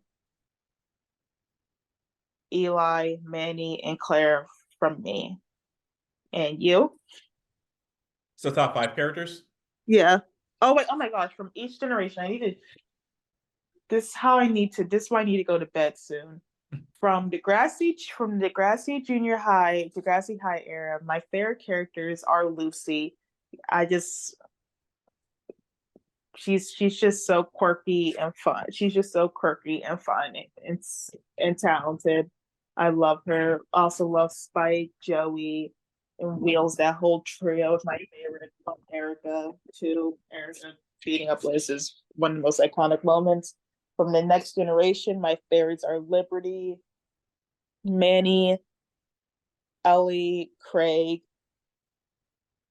Sean, JT when he's not being bad, and Hazel and Jenny. Um, the soft reboot era is Marisol, Eli, Claire, Fiona, Casey, Dave, and Connor and Adam. And from next class is Shay, Maya, Miles, and Miles. Okay. Just pretty much those three. Like I don't really dislike a lot of characters from that gen. I just don't feel as strongly for the other characters as much as I do these three. Maya and Shade was a really hard battle for me, but I reason why I'm now thinking to place Shay above Maya is that Maya's character, the whole Zaya relationship kind of taints Maya's character for me. Okay. And Manny, I don't talk about my love for Manny much. I mean, I actually really do love Manny. I think she has one of the best storylines, if not the best from her generation. Like her whole character development from good and from the good, the bad, and the ugly is just what was just entertaining, well written, and like just iconic from start to finish. Craig, I already said why I love Craig. I mean, and Ellie, like Ellie, even though Ellie after season 4 is a clown, her issues with self-harm and depression will forever resonate with me along for being an outcast. Amazing character to choose from. We're probably get like there's probably actually gonna be like quite a few repeats. So I'm trying to do top five of each gen. So for junior high slash Degrassi High, no particular like these top five are in no particular order. Lucy, Joey, Snake, Wheels, and do I want to say Erica or Michelle? One of them. But Michelle gets life off gets like points off for being pro life. I'm gonna go with Erica. And so yeah, those five characters. I do I was surprised to see how much of like how much I love Snake in the in like that era because I really do relate to him. He really like because the trio, thankfully like because like the trio like the Zits, it's the trio reminds me of like my best friend trio from middle school, and we still continue to hang out until high school. Thankfully that the trio that my trio didn't end as tragically as like it did with like the Zits, but like it does remind me a lot. And I was definitely the snake of that trio and whatnot. So yeah, I think like so yeah, but like those are five of my characters. I love like I said, I love Erica's fight with Liz. It was phenomenal. That's actually I think that's my favorite episode of Degrassi High or that era in general. Just like the music video combined with Liz getting her ass beat is just chef's kiss perfect. TNG, Spinner, Manny, Sean, Liberty, I'm like flashing through like all these characters. Let's see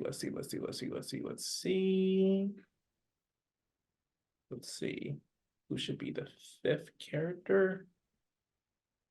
Yeah, we are going to go with oh, Marco. Duh, Marco. I don't talk a lot about like my love for Marco as much anymore. Not because it's been tainted, it's just I just haven't talked about it. But yeah, I love Marco. Pride is literally my second favorite Degrassi episode after Extraordinary Machine. Obviously the episode that got me into Degrassi was about Marco.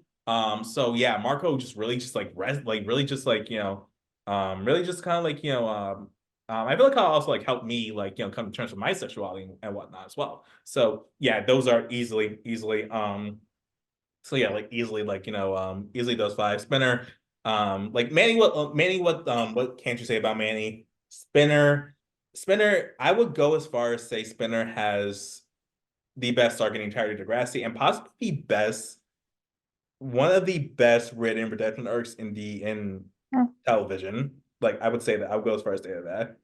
Liberty, I've always loved Liberty since I was like 11. I've always had a crush on Liberty. She was probably my first Degrassi crush when I was 11. At one point, I wanted to name my daughter Liberty when I was like 11. I don't actually have a daughter. That's cute. Yeah. But like I like at one point I wanted to name because I just like was obsessed with like Gibberty. Like when I first got into the show, like I was like I want to name my daughter Liberty. Like yeah, and so yeah, like and Sean, I've just loved Sean because I just have such a soft spot for those like tough guys with a heart of gold type like character. Like he is like if you guys have watched Yu Yu Hakusho, I compare him a lot to Yusuke Urameshi. Just like this guy who just like kind of like doesn't give a fuck about life, but actually kind of has just like a heart of gold. Just seeing the way he handled the Rick situation was just really like I just like can't like I have my like I can't stand season six Sean. I think they fucking ruined his character. And I will always talk about how disgusting it is that like the one in a show where literally almost every single character graduates, one of the two characters that drops out of school willingly is the one with the goal to graduate. But that's a whole other rant. But like those first four seasons of Sean Cameron was just incredible. I mean, season three was definitely his messy era. Like him stealing that laptop was not very cool. But still, I love Sean. I can't. It's just like, and it feels so good with Sean that like he is a character with two very amazing shifts. I go literally like Monday I can like sell him more. Tuesday I can like sell him more. It's just like the fact that he is a character that has two amazing shifts. Like, while yes, ultimately Ellie, like I hate that he kind of forgot about Ellie in season six, but I love that they weren't in competition with each other. They were just two incredible shifts that I just like I would not mind either as endgame. So yeah, reboot era. This one's gonna be the hard one, but we're gonna go with Dave, who's probably my all-time favorite Degrassi character at this point. Dave, Eli, Adam, Imogen. shit. See all these characters. Like I love these. Okay, yeah, Dave, Eli, Adam, Imogen. I'm circling through like literally all of these characters. Wait, did I say Imogen? I meant Fiona, not Imogen. Those are my top four, and then like should I like looking through all of the characters? Okay, class of 2014. I am literally going through. Okay, I'm gonna cheat. Well, no, this isn't really cheating at all. I'm going to include Tori in my top five. She would be in my top five next class characters if she was in that class. But yeah, those like are my top five. Like Dave, I think like I think the funny thing about Dave is that like well, Dave was always one of my favorite characters. My love for Dave really like strengthened over these past couple of years because like now that I've been like it's funny because like the hate I received for like the hate I received like for like loving Dave has increased my love for him to the point where he's like literally my favorite Degrassi character. So I'm like, you guys kind of fucked up there by thinking that you were gonna get me to hate Dave and whatnot.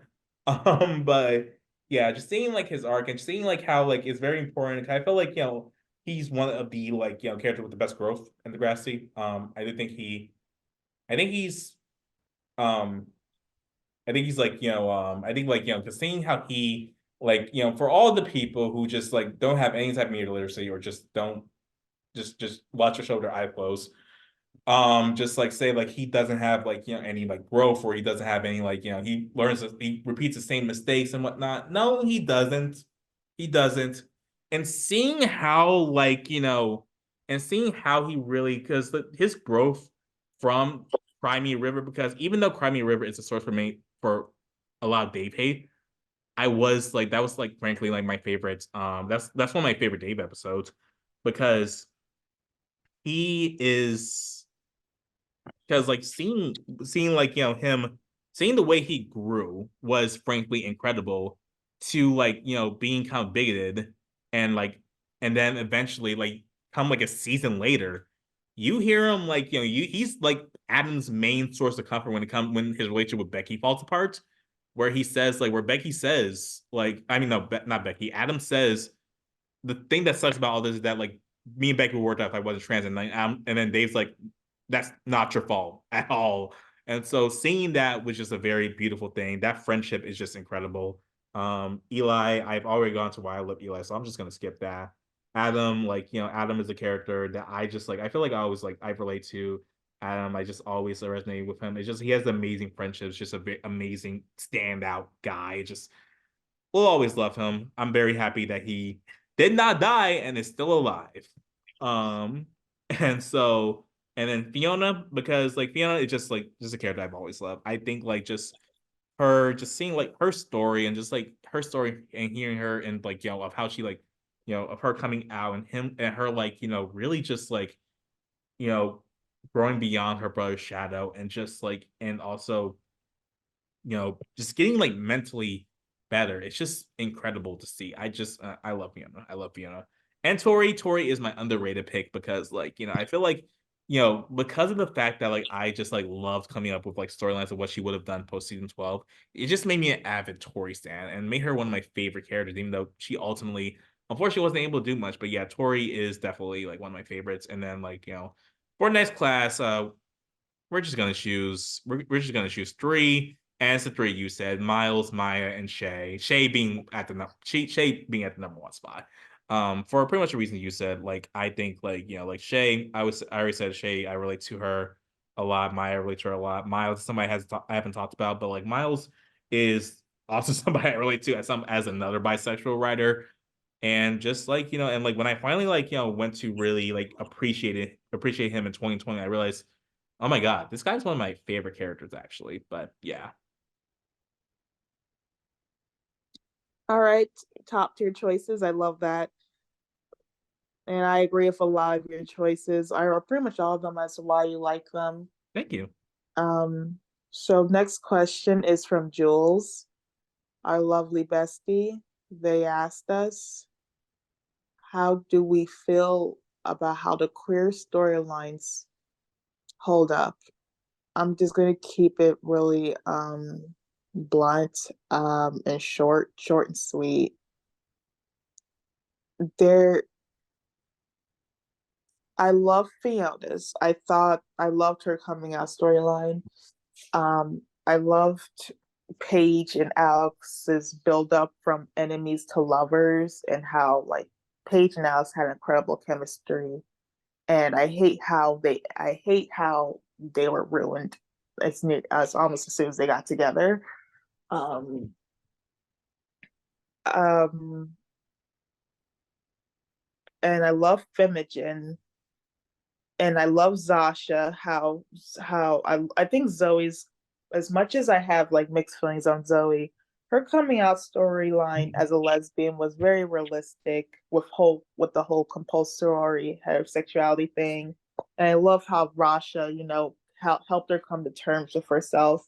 Yael already mentioned that I thought that their storyline was very revolutionary for depictions of being non-binary on TV. Adam educated me a lot, and I always love Adam because I thought he was a great character. But I will never. I on rewatches, I am very uncomfortable that Degrassi kept doing the whole rape as redemption or domestic violence as redemption storylines with the queer female characters. Imogen does not count as part of that. Like I don't give a fuck what people say, but absolutely, Paige had that nearly of the female all the female queer girls had rape and abuse in their whole character arcs before they came out, and like it like some of it didn't directly lead into them being gay, but it just became a consistent problem where the only female character that didn't seem to have it was Rasha and Imogen, actually, where they wasn't really heavily traumatized for a guy like Imogen, because well, she did as much as a traumatizing as Eli, and he, again, I don't give a fuck about this. I don't. She's. It's not the same as Fiona, who had a domestic violence storyline and her actual character arc, and it just makes me uncomfortable with the male. Well, I'm not a male queer guy, so I'm saying this. I'm saying this as someone who is only an outsider. The gay male relationships could have been done better. Like Dylan and Marco was so cute and groundbreaking, and then season 4 came around with this shit with Dylan cheating on Marco and passing out his polyamory, literally offensive on multiple angles. Zane and Riley with Zane trying to get Riley to come out, even though Riley didn't want to, and Riley being very pissy and aggressive about it. Like they're my favorites, but they both they deserved a better written relationship than what they got, and it's probably because Zane was not white that they did that. Tristan and Miles, like, we don't need to talk about why they were bad. We already talked about why they're bad couple. So that could have been better. I hate how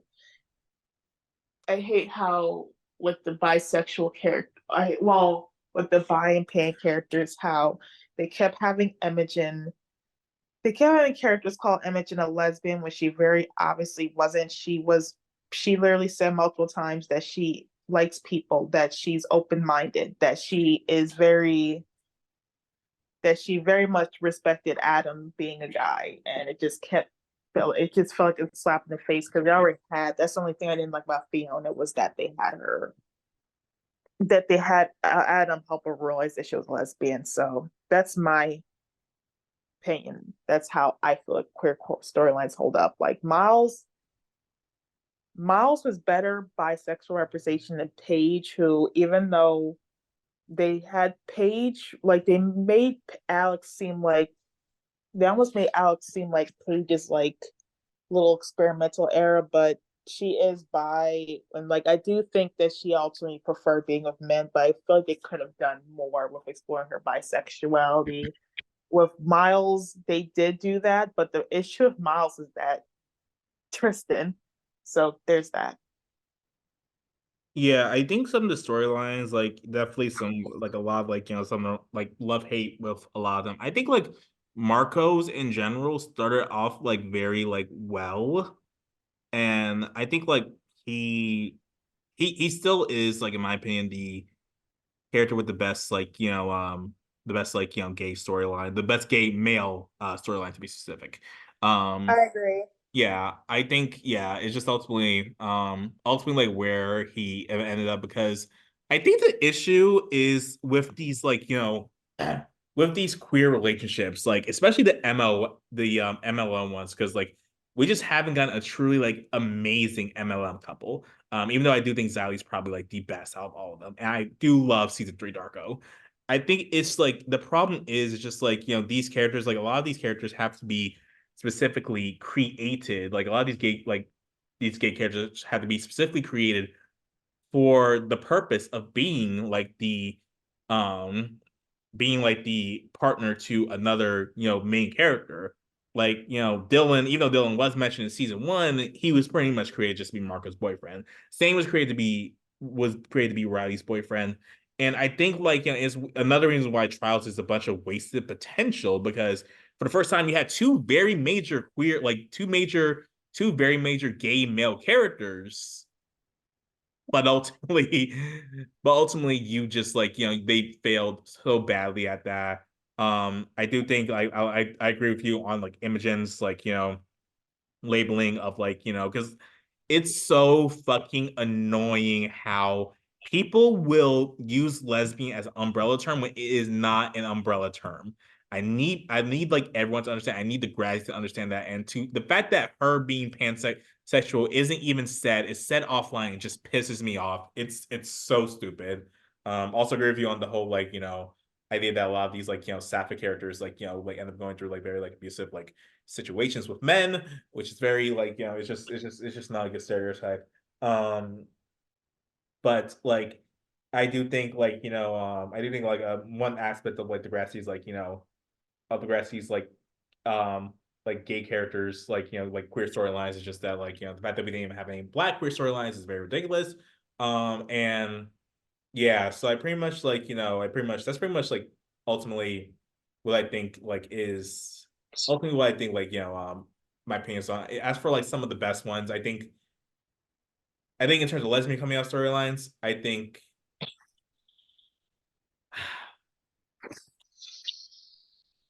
I do like listen, I like Fiona better as a character, obviously.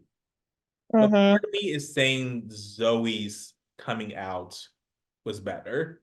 I because I really do like how like they kind of like I do really like how they because I remember when like Grace when like that kiss and Don't Look Back happened. I remember I was thinking, oh, are they making Zoe bisexual like Paige? And then they kind of like go into compulsory heterosexuality. I was like, oh, that's really cool. Kind of seeing that and just seeing how it just like played out over time because I feel a lot of like it was so cool to see a sapphic character kind of struggle with that. I mean, we had Paige, but like Paige was just wishy-washy with all that stuff. It was just a very like confusing, weird storyline they try to do with Paige's bisexuality. Like it's just something that I thought should have been handled much better.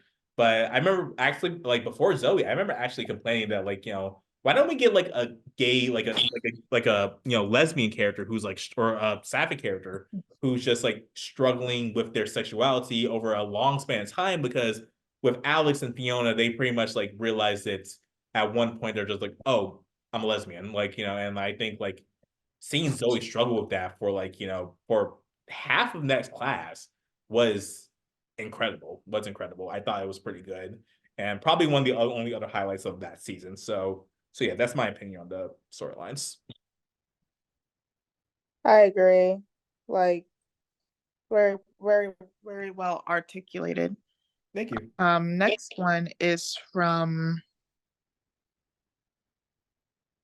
I'm just reading, going off the Discord because I am, okay, so from Paris Barnes 47.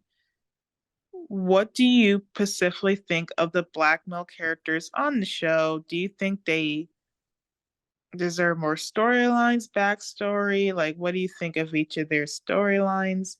Um, it's gonna be very hard because and I'm gonna be trying to be really short. I love and have appreciation for every black male character on this show, except Paul from Degrassi Junior High, because he was literally just written to be a total dick to Lucy. Fuck that kid.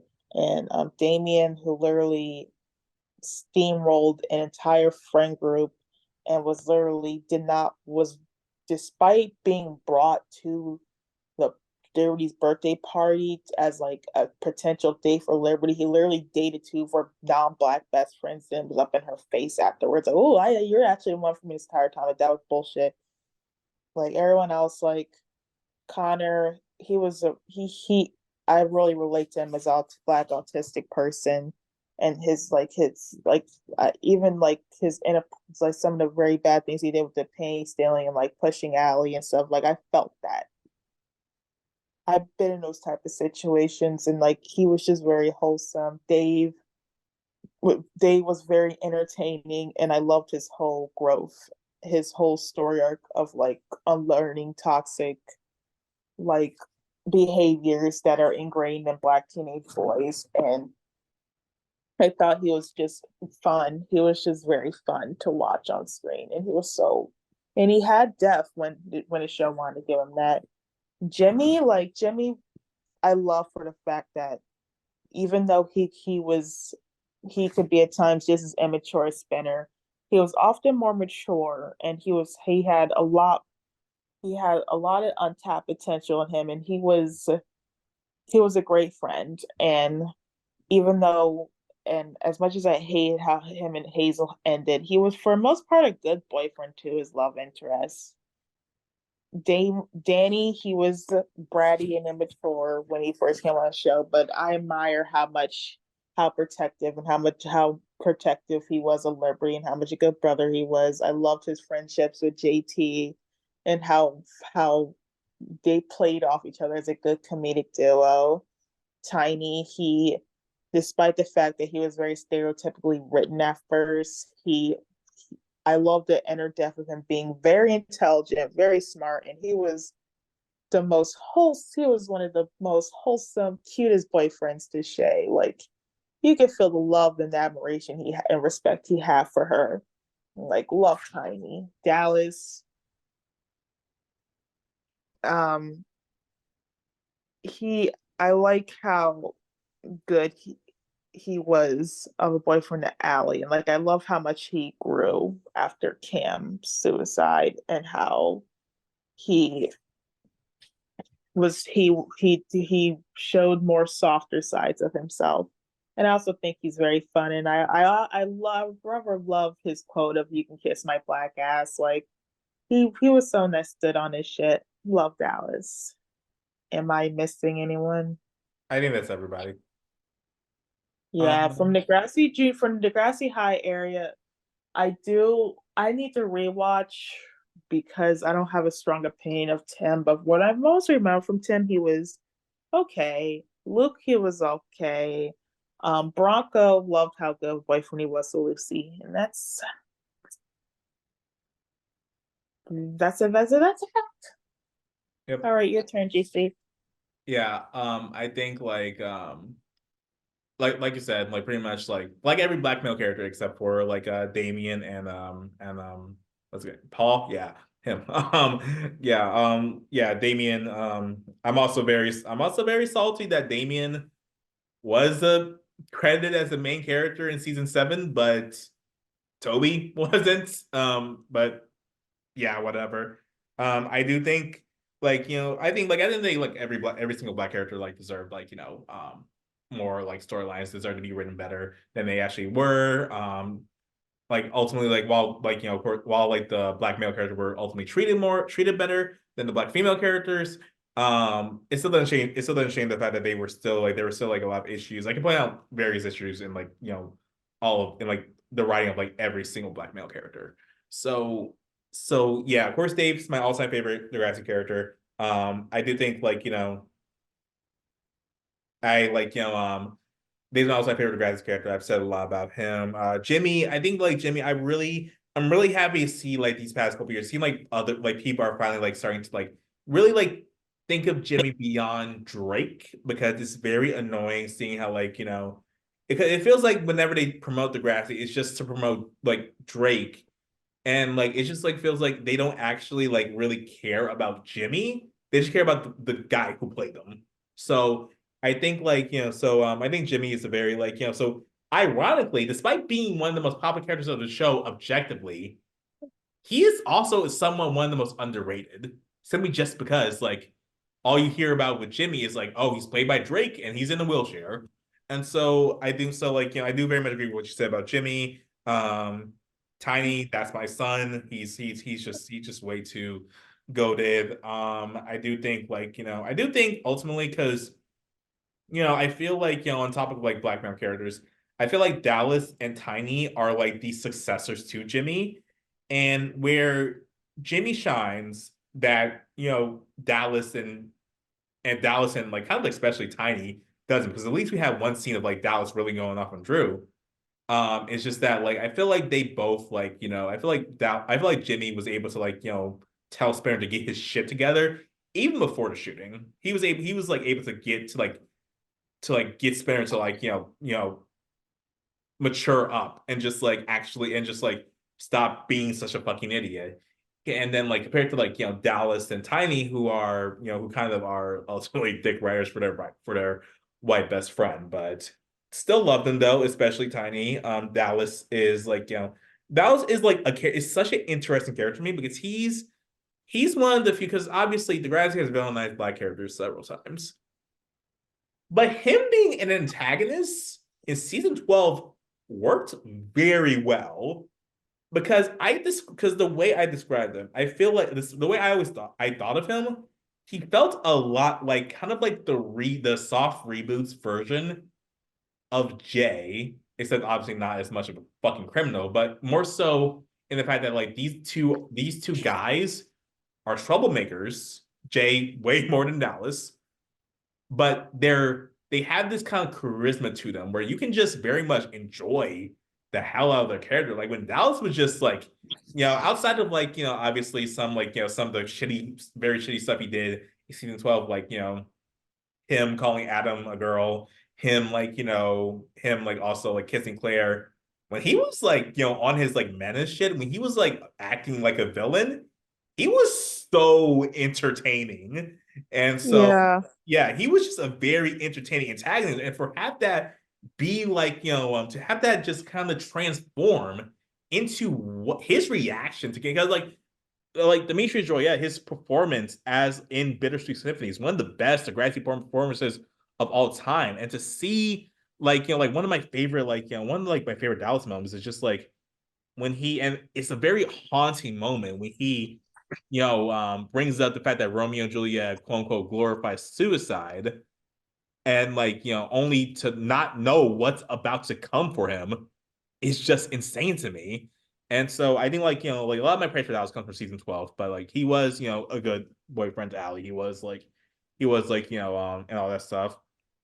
um and of course Bronco, love Bronco. He is just like, he's just someone like the way he just like gave Lucy the world. It's just like just so beautiful to see. But I yeah, liked it BLT too before he cheated on Michelle. yeah, BLT they Like, really but that's it for me. yeah, BLT they really like. I don't count like season two, the Grassy High BLT as canon, especially because like they literally just stopped giving him storylines after he cheated. Yeah. So that was the sign for things to come. That was a sign for things to come. By the way, side note, when the hard R was dropped in the Grassy High or Degrassi Junior High, whatever one was, I was like, what?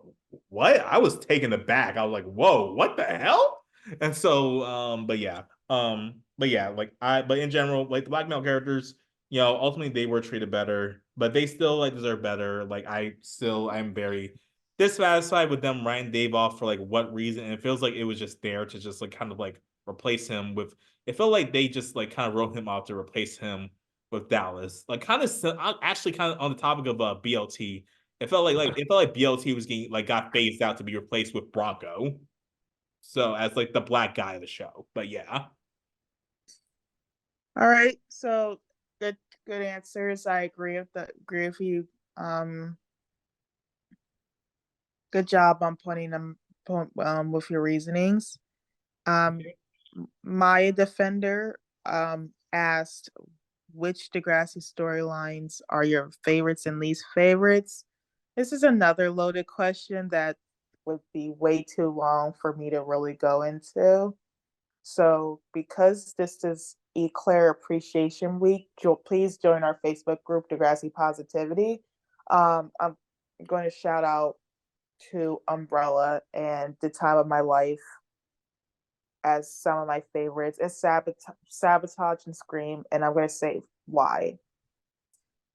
I, well, Umbrella, I appreciate how the episode switched from Eli supporting Claire from while her parents were divorcing, which he's been doing since the beginning of the season, to Claire discovering that Eli's a hoarder, and instead of like being disgusted by him, she just worked to help him overcome that. That was a very beautiful step in the relationship. Sabotage, because after Eli found out about Asher assaulting Claire, he he was quick to defend her honor from Dallas at her, and like was and was ready to help her fight against him. It's a shame that Asher storyline went nowhere, so Claire could get cancer for like 3 minutes. Um, Scream, same like that whole Asher thing and Claire Vinch, even though Claire was mad at Eli for because she thought that he wasn't supporting her, only to later come around. And that very beautiful, that very beautiful moment they had at the end of Romeo and Jules opening night.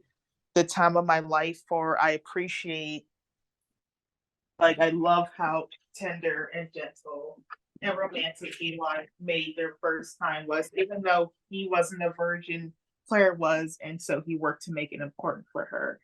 And it was just a very that scene in graduation. That's still my favorite Eclair kiss scene, like period. Um, yeah. Um, Also love the whole cancer plot, even though I hate season 13 and the miscarriage storyline, even though I hate season 14 and the baby plot. That was great. That was heartbreak. That was a heartbreaking, but emotionally beautiful episode. And finally, I Eclair, despite one last fight, they were endgame.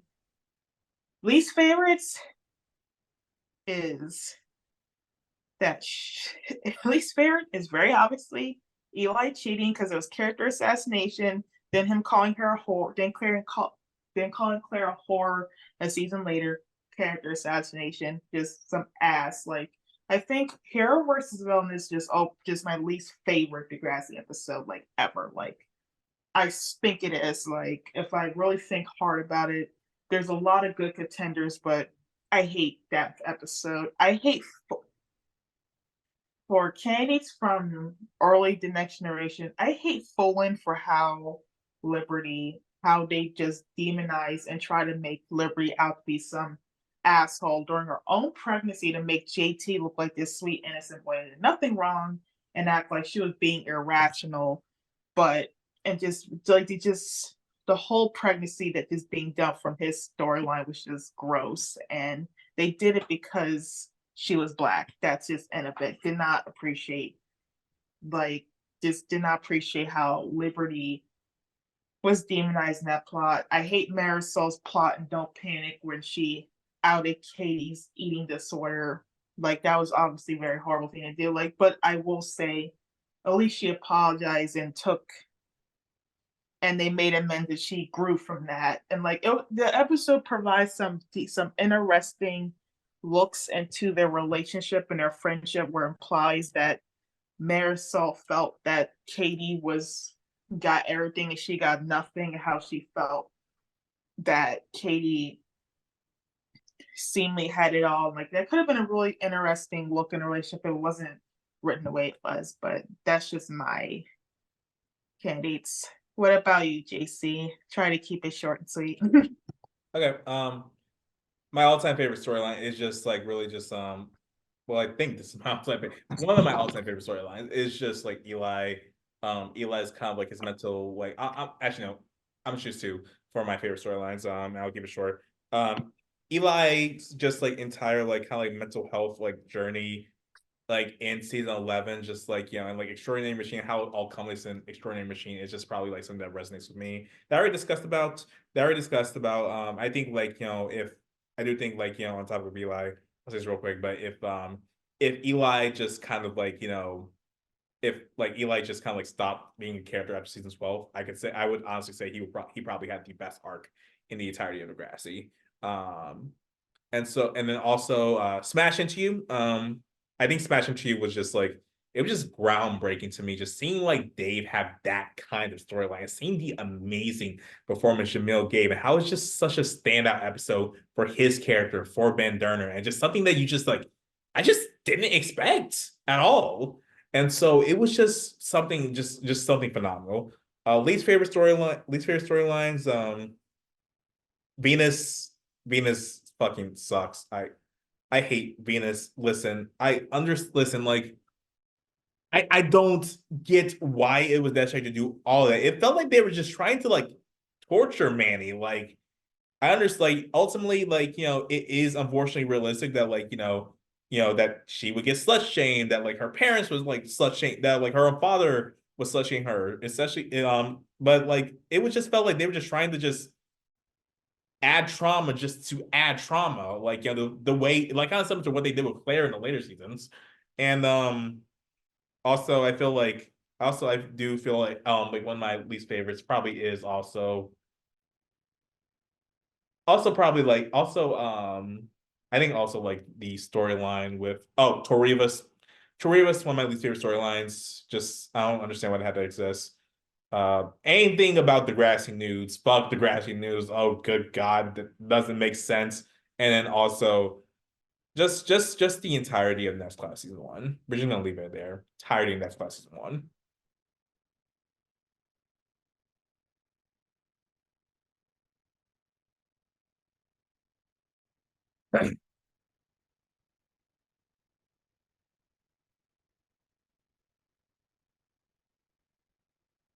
Are you talking?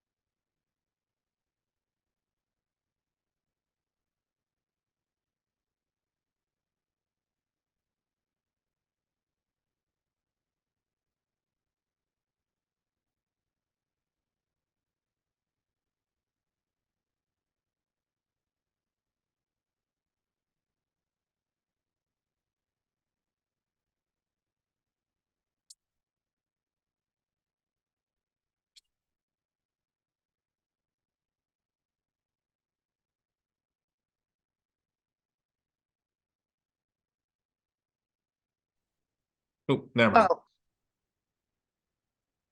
oh, I'm sorry, JT. I mean JC. I meant to say for our final plot, our final question is from Ardrea, Jersey Girl.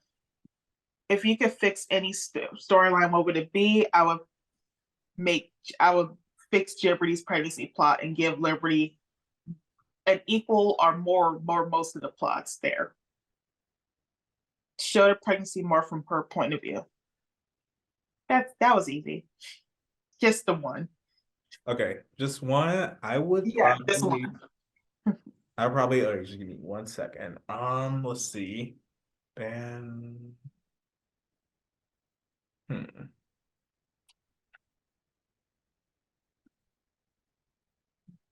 This is the main. This is probably not the one I would like the one I would most fix, but this is the main one that's coming to my head right now. Simply as a Banderner fan, Banderner fan. Say it ain't so. I just think that whole storyline was just the final. Like it was just.